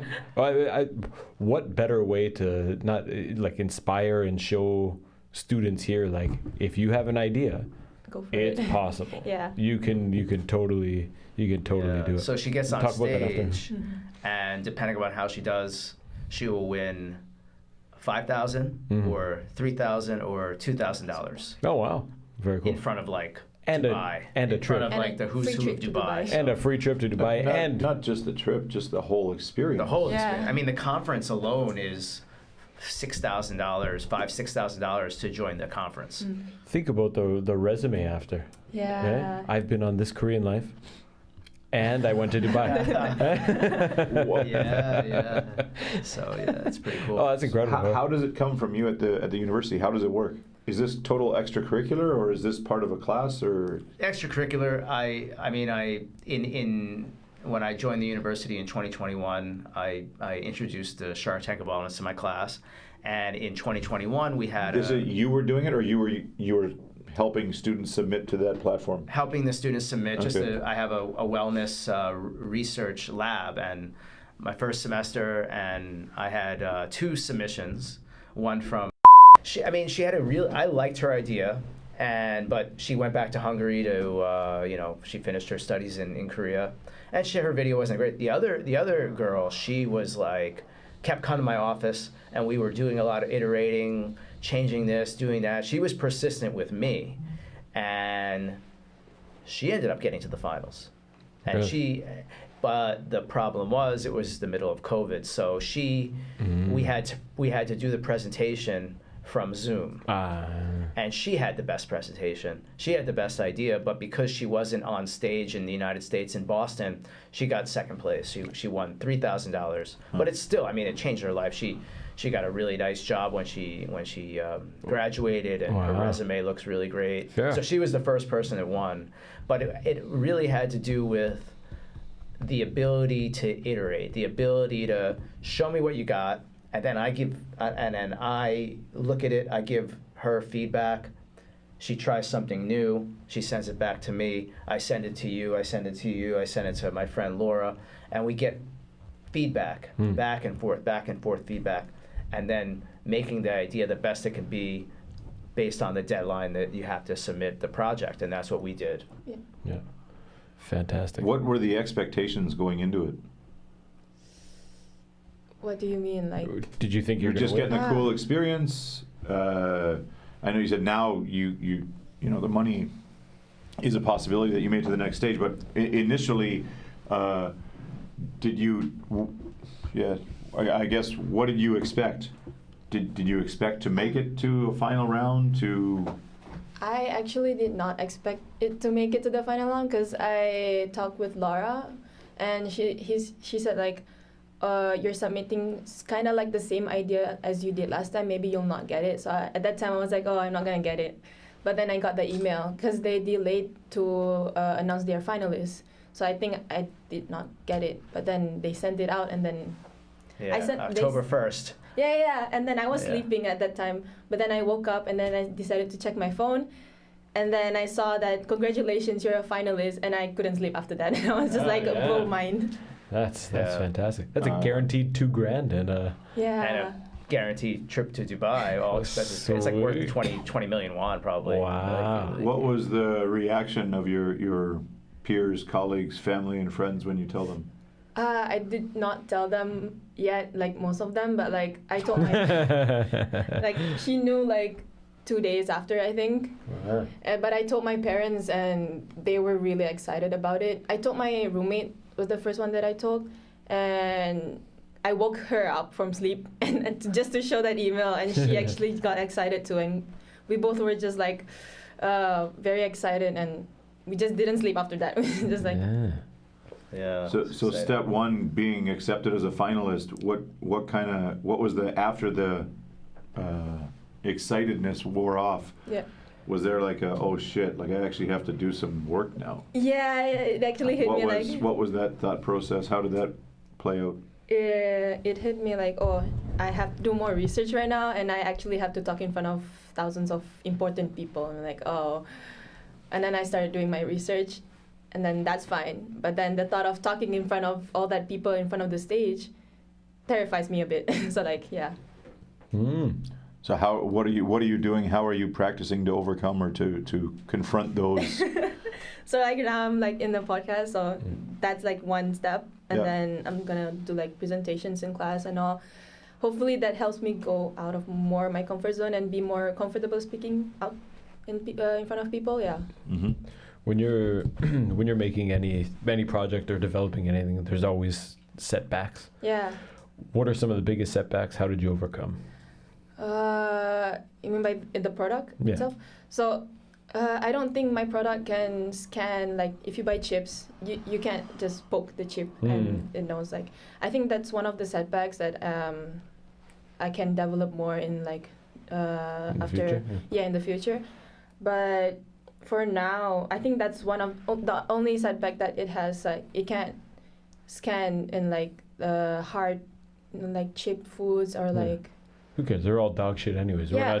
We know that's garbage already. That's not the issue. The issue is when you get a soup or you get a sauce, you don't really know what's in that. So currently what food can be tested with, or what do you know of that could be tested with your like SeedSniff? Cooking stuff like like a pasta? Pasta, kimchi jjigae, like you can actually. Oh, you can do soups? Yeah, you can do soups. Oh, as long as it's not... So it's You got to order it first. Yeah, you gotta order it first. And then you test and you go, oh shit, I don't eat this. Okay, I'm just Yeah. gonna leave my soup. See you later.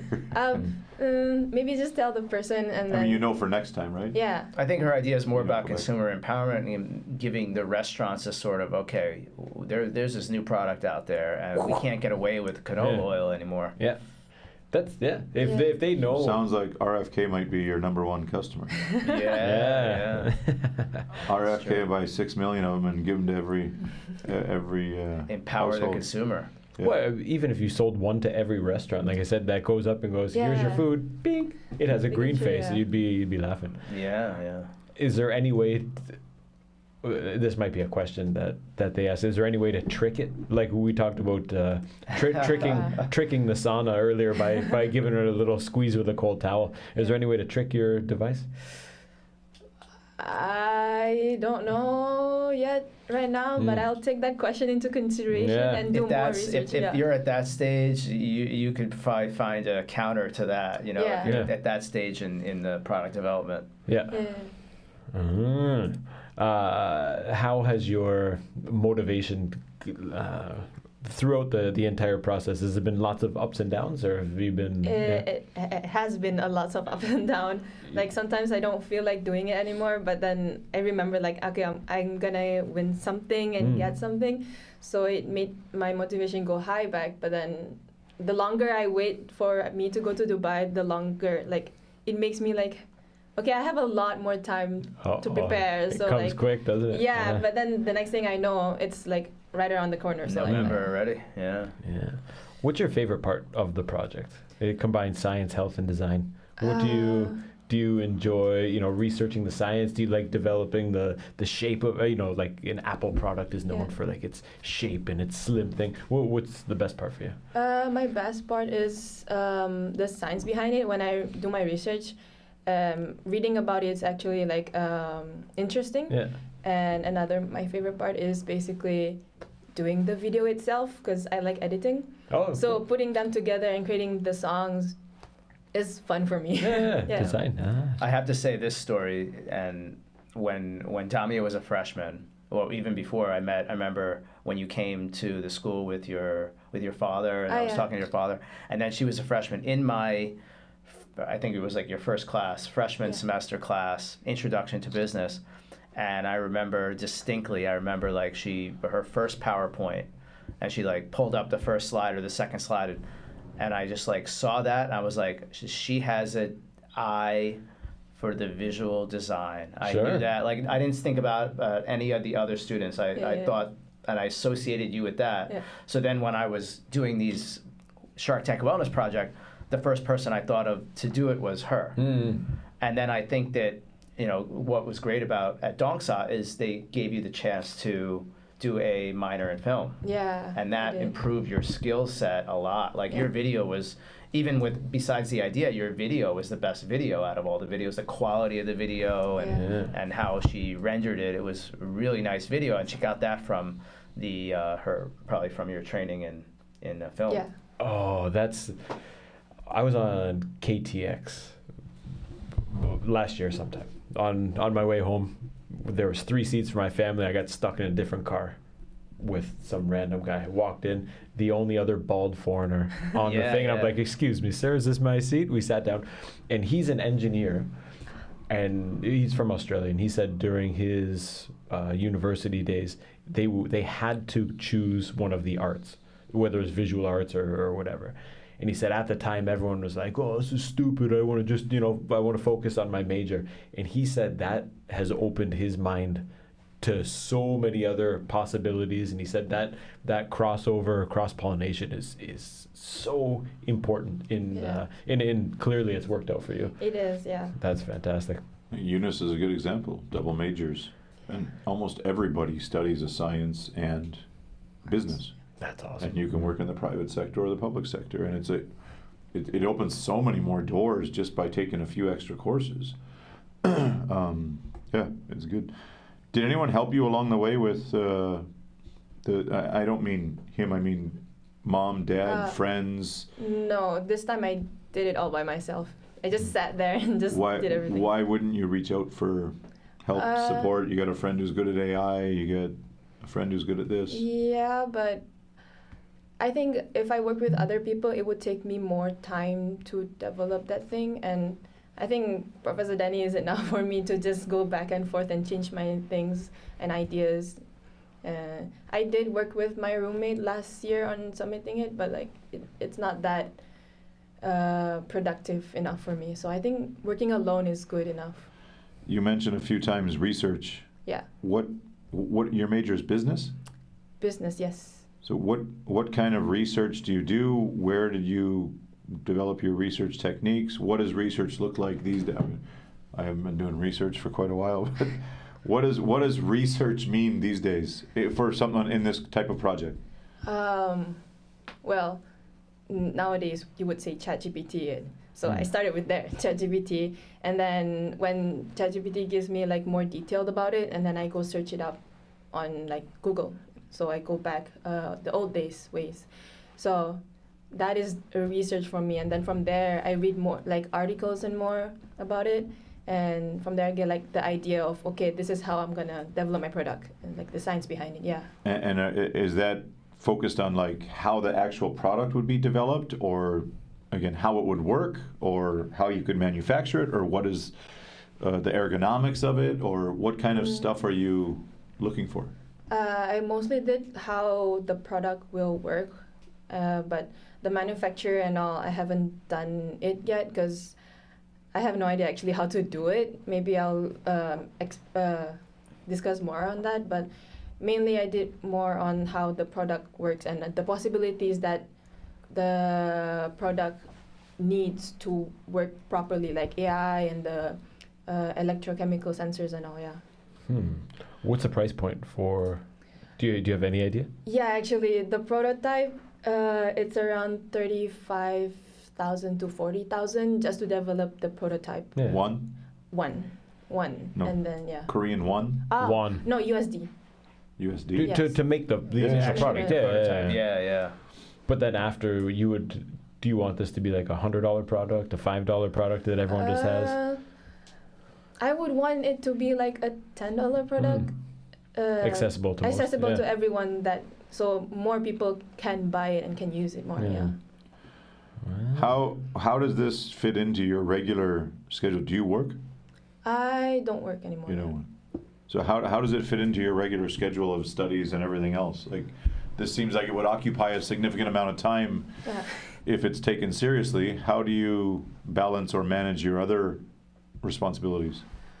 Right now, I only have 4 classes, which is on Monday, Tuesday, and Wednesday, and I have the rest of I have a 4 weekend day, so it's not that hard for me. With and no job, it's a life of luxury. Yeah, and the subjects. She's sitting on a $10 million product. Yeah, I would be too.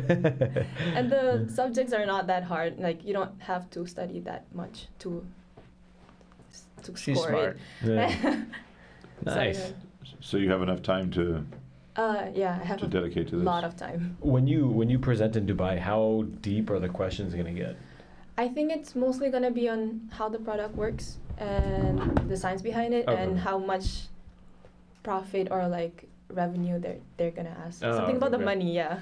For sure. I mean, I think every teacher in business does some variation of Shark Tank Yeah. or pitch your idea. And the one that I always show as an example is the original Airbnb pitch. So simple. And they just said, these are the numbers. These are how many people are traveling. These are solo travelers. This is their budget. Why not this? And you go, oh, again, same thing. Like, I can't believe no one thought of this earlier. How is this not a thing? You get a 3,000 square foot house with mom and dad living in it. Rent a bedroom. It's genius, and it sounds like the same thing. Very cool. What have you learned about yourself, or how have you grown from the first iteration last year to where you've come to this year? How do you think you've changed or grown the most? I think it's how I approach this project and how I deliver it to other people. I realized that people don't want to watch boring videos and all, and they want more fun, catchy songs and more, what do you call it? Like, Entertainment? yeah, more like, you watch it and then you want to watch it more. Because I think my parents told me like they watched the video alone like at least 2 times because they want to go back and listen to the song back because it's kind of catchy. The song gets stuck in your head. Yeah. You should play the song. You want to play the song? Just play it. Yeah. I have an effective communication or presentation for all the intents purposes course, and the first 2 don't include PowerPoints or presentation aids, and from the presentation 3 it does. And I tell them, I say, listen, there's a reason most of you guys don't like to read. And it's because you got TikTok, Instagram, Shorts, Reels all the time. So when you make the presentation on using a tool, for heaven's sakes, please don't write the frickin' script or all these sentences on here. Do it what appeals to you guys. You want to watch TikTok, Instagram, Reels, Shorts, then how about put some pictures in your presentation and then you tell me about it. I don't want to read it. I want you to show me, to present it, to tell me about it. I got it here. Less words. You got it? Okay. Or less words or no words or just some words, but yeah, 100%. Yeah. Got it? Yeah, I got it queued up here. Hold on one sec. There it is. SeedSniff.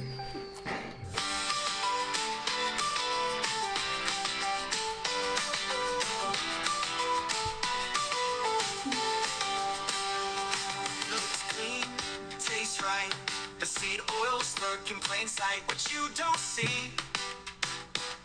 Information fatigue, disease on repeat. From sauces to snacks, all slipping. Messing with the cells deep within. Kills your mood, wrecks your gut. Slow burn damage, enough is enough. I bring SeedSniff, pocket-sized power. Scan your meal and a flash of a power. Red for fake, green for clean. Simple light, no in-between. No guessing games, no food regret. One tap tech, best tool yet. Sets your health with just one scan. Now you decide what fuels your plan. No fast, no filters, no fear. Just food truth crystal clear. Slim, smart, made for the wise. SeedSniff, one scan, no more lies. Fantastic. Own your food, own your health. Own your food, own your health. That's wonderful. No, It's gonna good. be stuck in my Your head. food, own your health. It appeals. This is what it's AI is appealing, supposed to be used for. Yeah. Not all the other crap. I think same thing. I did one. I just on something like that. I put in like make me a song, Nepal tourism, featuring these 5 things or whatever. And I'm like, guys, you present this to the tourism board of Nepal, and you sell it as their new themes. Like you could try this with 1,000 songs. You could put it on your site and get feedback and do surveys. But so many people just want to keep working in the meat restaurant here. Like Who's the entrepreneur who made maybe the New York Knicks theme song? I mean, I think this might be like the 80s or 90s. Really, he's a super rich dude, but he's got some viral videos, and he's like, yeah, I just had an idea, and he's like just a young hustler, and he made. I think it's a New York Knicks song. It might be a Yankee song or something. But no, maybe not Yankees. It's definitely basketball. But he made that viral song back in the day. It just hit it. Yeah, that kind of a song breaks through the noise. There's hundreds of projects submitted. Probably everyone did like you did the year before. And the last year was a very good video too, but it doesn't break through the noise. Yeah. So this one broke through the noise because you used the most advanced technology, and probably most people didn't do that. Yeah. Well, it's hard to combine all those things, which is why they say if you got a kid now under 20, just put them on AI full time so they know how to use all that, and then when they find a way to use it, it'll be applicable. Yeah. But if you have really good this, but you don't know how to use the tool to get it out, it's useless. A decent idea with great, ability to market it is way better than a great idea with zero ability to market it. That one's useless. Yeah. How do you individually pick these students, or how do you get submissions? Do you just put it out for the school wide, or? Yeah, I've been doing the competition since 2021. And I just, basically, I recruit all the top students in all my classes. I know they're the ones that are the more motivated. They're going to do something outside of the class. Some student just wants to get When you say recruit, what, you just approach them with what do you think about doing this? I approach and I say, hey, are you interested in this? And then, Some of them show interest, some of them don't. And then the ones that do, I work with them, I invite them. Your roommate, for example, she was, they did some volunteer work for my friend who's the lady I talked about, who's the 81-year-old lady, and for her women's organization. And then her roommate did the volunteer work with her. And then they needed, and her roommate's from Colombia. Yeah. And fluent in Korean, fluent in Spanish, fluent in English. They needed her to do a translation on the radio for a Spanish film director for Korean. So she did that. She did a great job. Next thing you know, her roommate is organizing the entire Latin American Film Festival with 16 ambassadors all came to Busan, and her roommate was communicating with all of them. And so if the student is showing me some quality or getting involved in the community, I plug them into my network. Yeah. And I try to do that. And I'm always connecting students with my network because I think it's you're here for 4 years, and or sometimes even less. Like the guy Min from the last podcast that we did, he's 2 years he's in Korea for his 2x2 program from Vietnam, and then he showed interest in the job at the Hyatt, so I plugged him in, and he got a chance to work at the Hyatt. So I'm always thinking, I meet someone from the community, someone who's a pretty successful, high-level person, and then I think about my students and how I can connect them. And a lot of times it's a win-win for everybody. Absolutely. Yeah. What percentage of the students you approach accept the challenge? I'd say most of them are involved in some level. Of course, like some people aren't creative, so they're not going to do like a Shark Tank project, but they get involved in other ways. And so it just depends. Like the ones that I approach, for the most part, they get involved in one way or another, and they do this project or that project. There's another project I'm working on, which is this SDG Design International Competition. And I guess you applied for that too, right? Yeah, I did. Keeping the ball rolling. The ball rolling. Sure. But that one it's a design, and this theme this year is world peace. And there's 3 themes among that, and I try to encourage the students to do that. So I told all my top students about that, and some exchange students, and I think we'll submit like 3 or 4 projects in there. And in that case, you're not going to win a trip to Dubai. You'll win 3 million won or 2 million won or 1 million won. But it's an organization. It's run by the Japanese university along with Donseo University, and it's 2 years ago you got honorable mention in that. So she got something on her resume from that. So I try. Of course, this competition is due this week or this week, and so. It's midterm week last week, so a lot of students want to do it. I had 2 Lithuanian students, brilliant students, really, really nice students, and they said to me, "I'm sorry, Professor, we are too busy with our midterms and projects. We can't do it, but we want to work with you with the next one." So sometimes they're just busy because they have a lot of other stuff in their majors, but I give them opportunities, and I try to do that because they're only here for couple of years, and no other professor that I know of is kind of like offering these kind of opportunities. And for me, I'm like, hey, let's go to Dubai. Yeah. Hey, if you win, and look, like You get to go too? Yeah. Oh, nice. Yeah. Hey, there you go. But in the case of the the SDG design, actually the SDG design competition, I don't get anything. All I do is I give them the chance to do it. I help them out because I like these creative opportunities. And when I was a student, I did this stuff. I won competitions, and I had people that were older than me help me. Yeah. So I like to do that kind of stuff. And actually, the prize money is like instead of 3 million won, it's like 2.81. So I said to the students, if you win, I'll give you another 130 to make it an even 3 million, because I just want them to do it. That's how I see it. I want to say 3 million, and it's not 3 million, it's 2.8, whatever. So I try to do that, and I want them to have, because you learn, in my opinion, you learn more from this than from any of your classes. Every time. And you learn more from one experience than 2 years of sitting in those.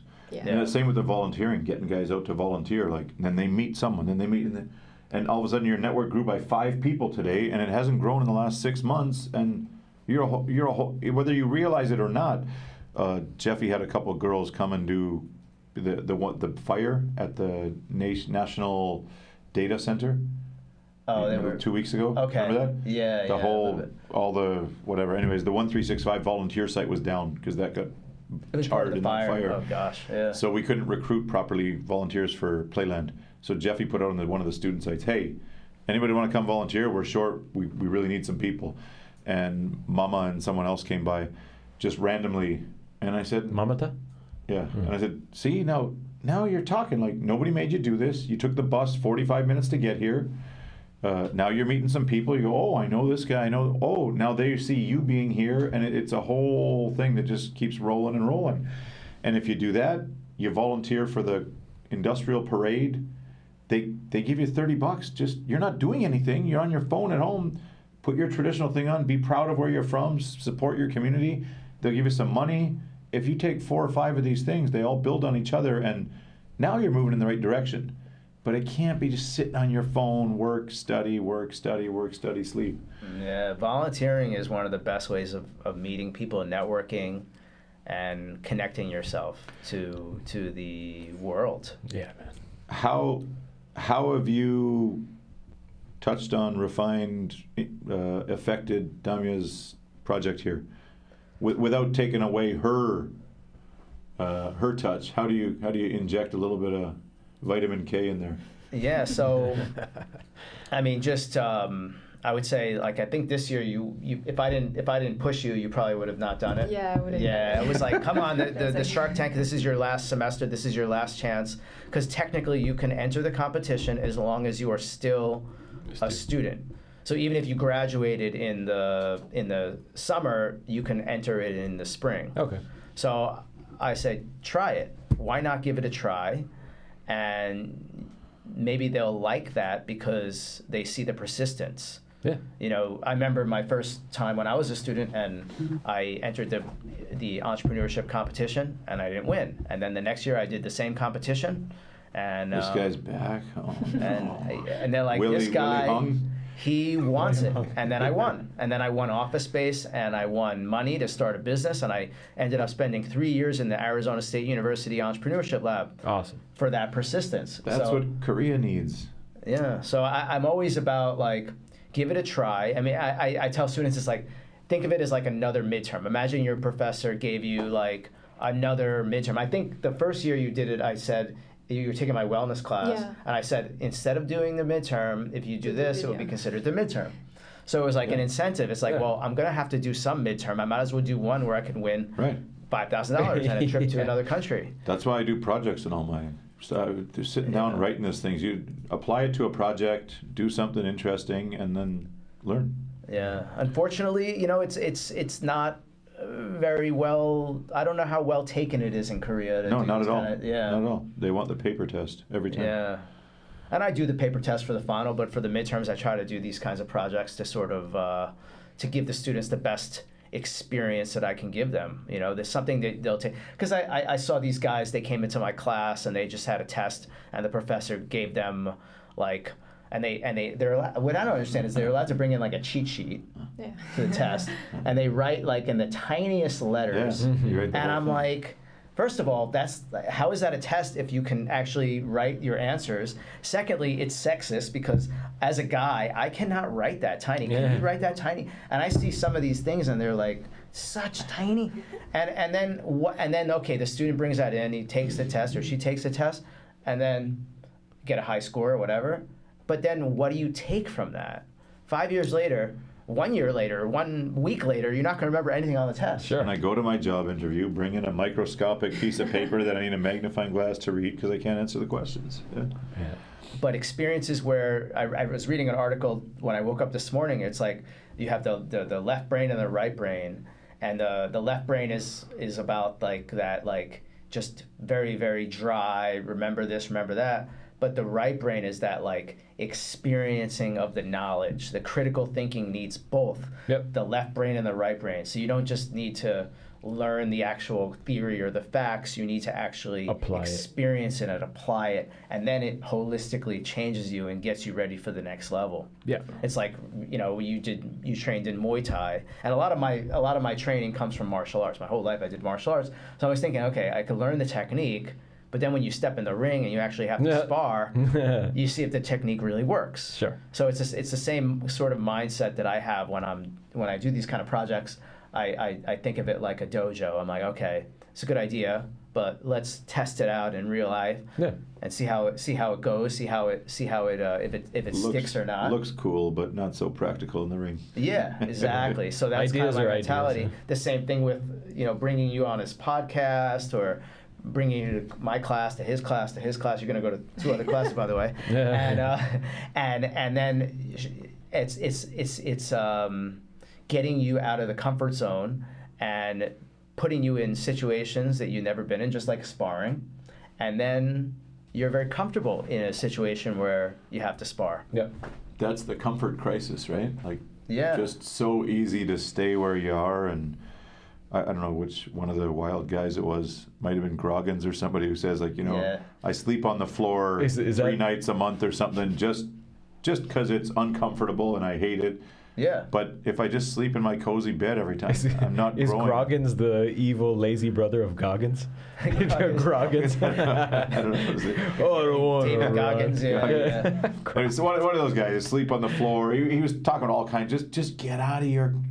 You're getting worse. You're getting less of a human the more you just keep doing the same thing. You gotta vary it up and get out of that comfort zone. Yeah. For you, what kind of administrative support or financial support or recognition does the university give you, Dan? I mean, is this all just? I'm hoping I'll get a little recognition. But is this all just, you say most of the others don't do stuff like this. Is this just all on your own? Or do you get support? If you ask for, $500 to put this contest on or whatever, you get support for that or no? I have not gotten any support. I'm hoping that on the PR end, they will give support to support her as she enters, before she enters, and then after. Yeah. I would think it's a no-brainer to show off that. But in 2021, when the student won $3,000, and it was a pretty nice competition, even though she didn't get to go to Boston that year. There was nothing on the website. We did a press release, and that was just on the school website. But you would think that they would put that on the website, and it would help to get more students to want to come to the school. Yeah, that's extra work for admin that they don't want to do. Sometimes you got to ask and push to get them to do. And I'm ready to do that. Anybody in your network in media or no? What's that? Anybody in your network in media? Oh, I have lots of that. I mean, I will definitely utilize that. Like, there's no reason why it can't be a write-up in the newspaper. I have press releases already written, and I have a lot of media contacts because I'm always going to different conferences and stuff. So I'm always connecting with people in the media, and I know how to do it because when I was a student, one of my mentors was a lady who sold her company to Intel. It was a PR company. So then I got trained by her in PR. Ooh. I got media trained. I got trained with her. So and if you search if you go to my website, when I was in my 20s, I was on TV. I was on national news several times. Dallas Cowboys. Yeah, I had a lot of interesting. I know how that works, but a lot of people don't know that. So I'm ready to as long as you're comfortable. I will always say yes. Yeah, I mean, so because it's one of those like strike when the iron is hot things. Sure. And I'm just surprised that the uni doesn't take more initiative and maybe they will. Like in 2021, I would say part of it was also I was so new to the uni, I didn't know how it worked. I didn't know who to talk to. Right. Now I know. Okay, if they have a press release. So I sent the guy on. We have a Donseo LinkedIn page. And then I sent him the story, and he said, I have to fact check with the school, blah, blah, blah. So, okay, fact check, and then let's share it, because it's an opportunity for the school, because all these schools, it's huge. As we were talking about earlier, they're all, every Hug One puts up their, the students who are successful in whatever scores. English test, they throw the scores on the front of the building. Yeah. Why isn't the uni? You would think that the school would be jumping on this left and right. And maybe they will. As of now, not yet. I talked to some people. They said after the competition, we'll organize something. But I think leading up to it, they should also be taking advantage of the very, very. I don't think there's anything else in international college that they haven't had any students that have done anything Yeah, no. like this. So it's the second time that students have done something like this at international college that is newsworthy. Yeah. So I think it'd be a smart thing for them to do, especially with the competition for international students. Every as you said earlier, all these schools are all very, very, very in need of international students. But I think that, unfortunately, it seems like foreign professors are just, showpieces to show internationalization, and the students are just looked at as sort of numbers Second tier. numbers to fill the lack of Korean students, and that's all we are. But what I've found now is that the quality of international students, although it's a lot of students who can't get into Canada, America, Australia, New Zealand, end up here. I'm not saying all of them, but a lot of them is how they end up here. You say, why are you here? Oh, I failed to get in America. I couldn't get a visa for Canada. And they end up here, and it's kind of like a secondary option or a tertiary option for them. And then they end up here, but now I find the quality's kind of getting a little bit better, but that they're not, the level of Korean students has come down so far. I find now that like the gap is way less than 5 years ago. The average Korean student where I work, it's just Our sample might be a little biased. but now a lot more kids can go to Seoul because there's no kids in Seoul. So now a lot of the better students from Ulsan-dae who used to be, really good students now can get in Seoul, so they don't come here anymore. Yeah. So now, what's left at Ulsan University? Like countryside kids or kids from Gumi that are coming because they can't get into somewhere else. So I think the level of the Korean student has decreased drastically. Yeah, I've heard the that. last 5 years. I've heard that as well from professors that have been teaching Korean students over the years. I've been only teaching international students for the most part, so I can't really comment too much on that. But yeah, I mean, that's the thing. Like, it's a status thing for a Korean to go to Seoul. Yeah. It's a big status bump. The parents can say, oh, my son is at this university in Seoul. If the students in Busan, they don't really have anything to say. Yeah. They can't really flex. Yeah. So They're gonna take their shirt off and run down. the only way run they down can the flex river. is by That's the only way. running on the beach with their shirt off. Sure. That's it. One last one. Finish the sentence. In 5 years, I hope SeedSniff will. One sentence. No. Seed? Complete the sentence. Oh. Take your time. There's no rush here. In 5 years, where do you see SeedSniff? A common product among people. Yeah. Cool. Worldwide. Yes, worldwide. I like it. I like it. Very nice. Any other ones? Danny, thanks for introducing. Thank you for coming. Thank you for having us. For the tech support over here. I hope you guys enjoyed. That's awesome to see the young generation brewing up these novel ideas and helping the world. How many? Do you know how many people are presenting in Dubai? 3. 3. Oh, yeah. it's only for so it's 3 part of the big finalists. conference. Yeah, I mean the conference you have. You know the guy Asprey, Dave Asprey. Dave Asprey, yeah. He'll be there. He's like one of the Oh, keynotes. I looked at the thing on your thing. I saw him there. He'll be there. He's like Wow. the famous wellness guru that invented the bulletproof coffee, and he'll be there. And I mean, it's the who's who of the wellness industry is going to be at this Wow. event. This Pretty is cool. This is the who's who of the wellness industry. I was just going to say, it's something you'll never forget. You just go and do the best you can. It's not about what the other guys do, and whatever happens, you'll be able to reflect on this experience the rest of your life, wherever that path may take you. If it's with SeedSniff or something else, the experience is just incredible, and how often you'll be able to draw on what happens there, good or bad. Yeah. And some might even argue that it's better that you don't, when you're younger, to get some more experience, get more drive, more ambition. So, just go there and do the best you can, and it'll be something that you cherish forever. Yeah, awesome.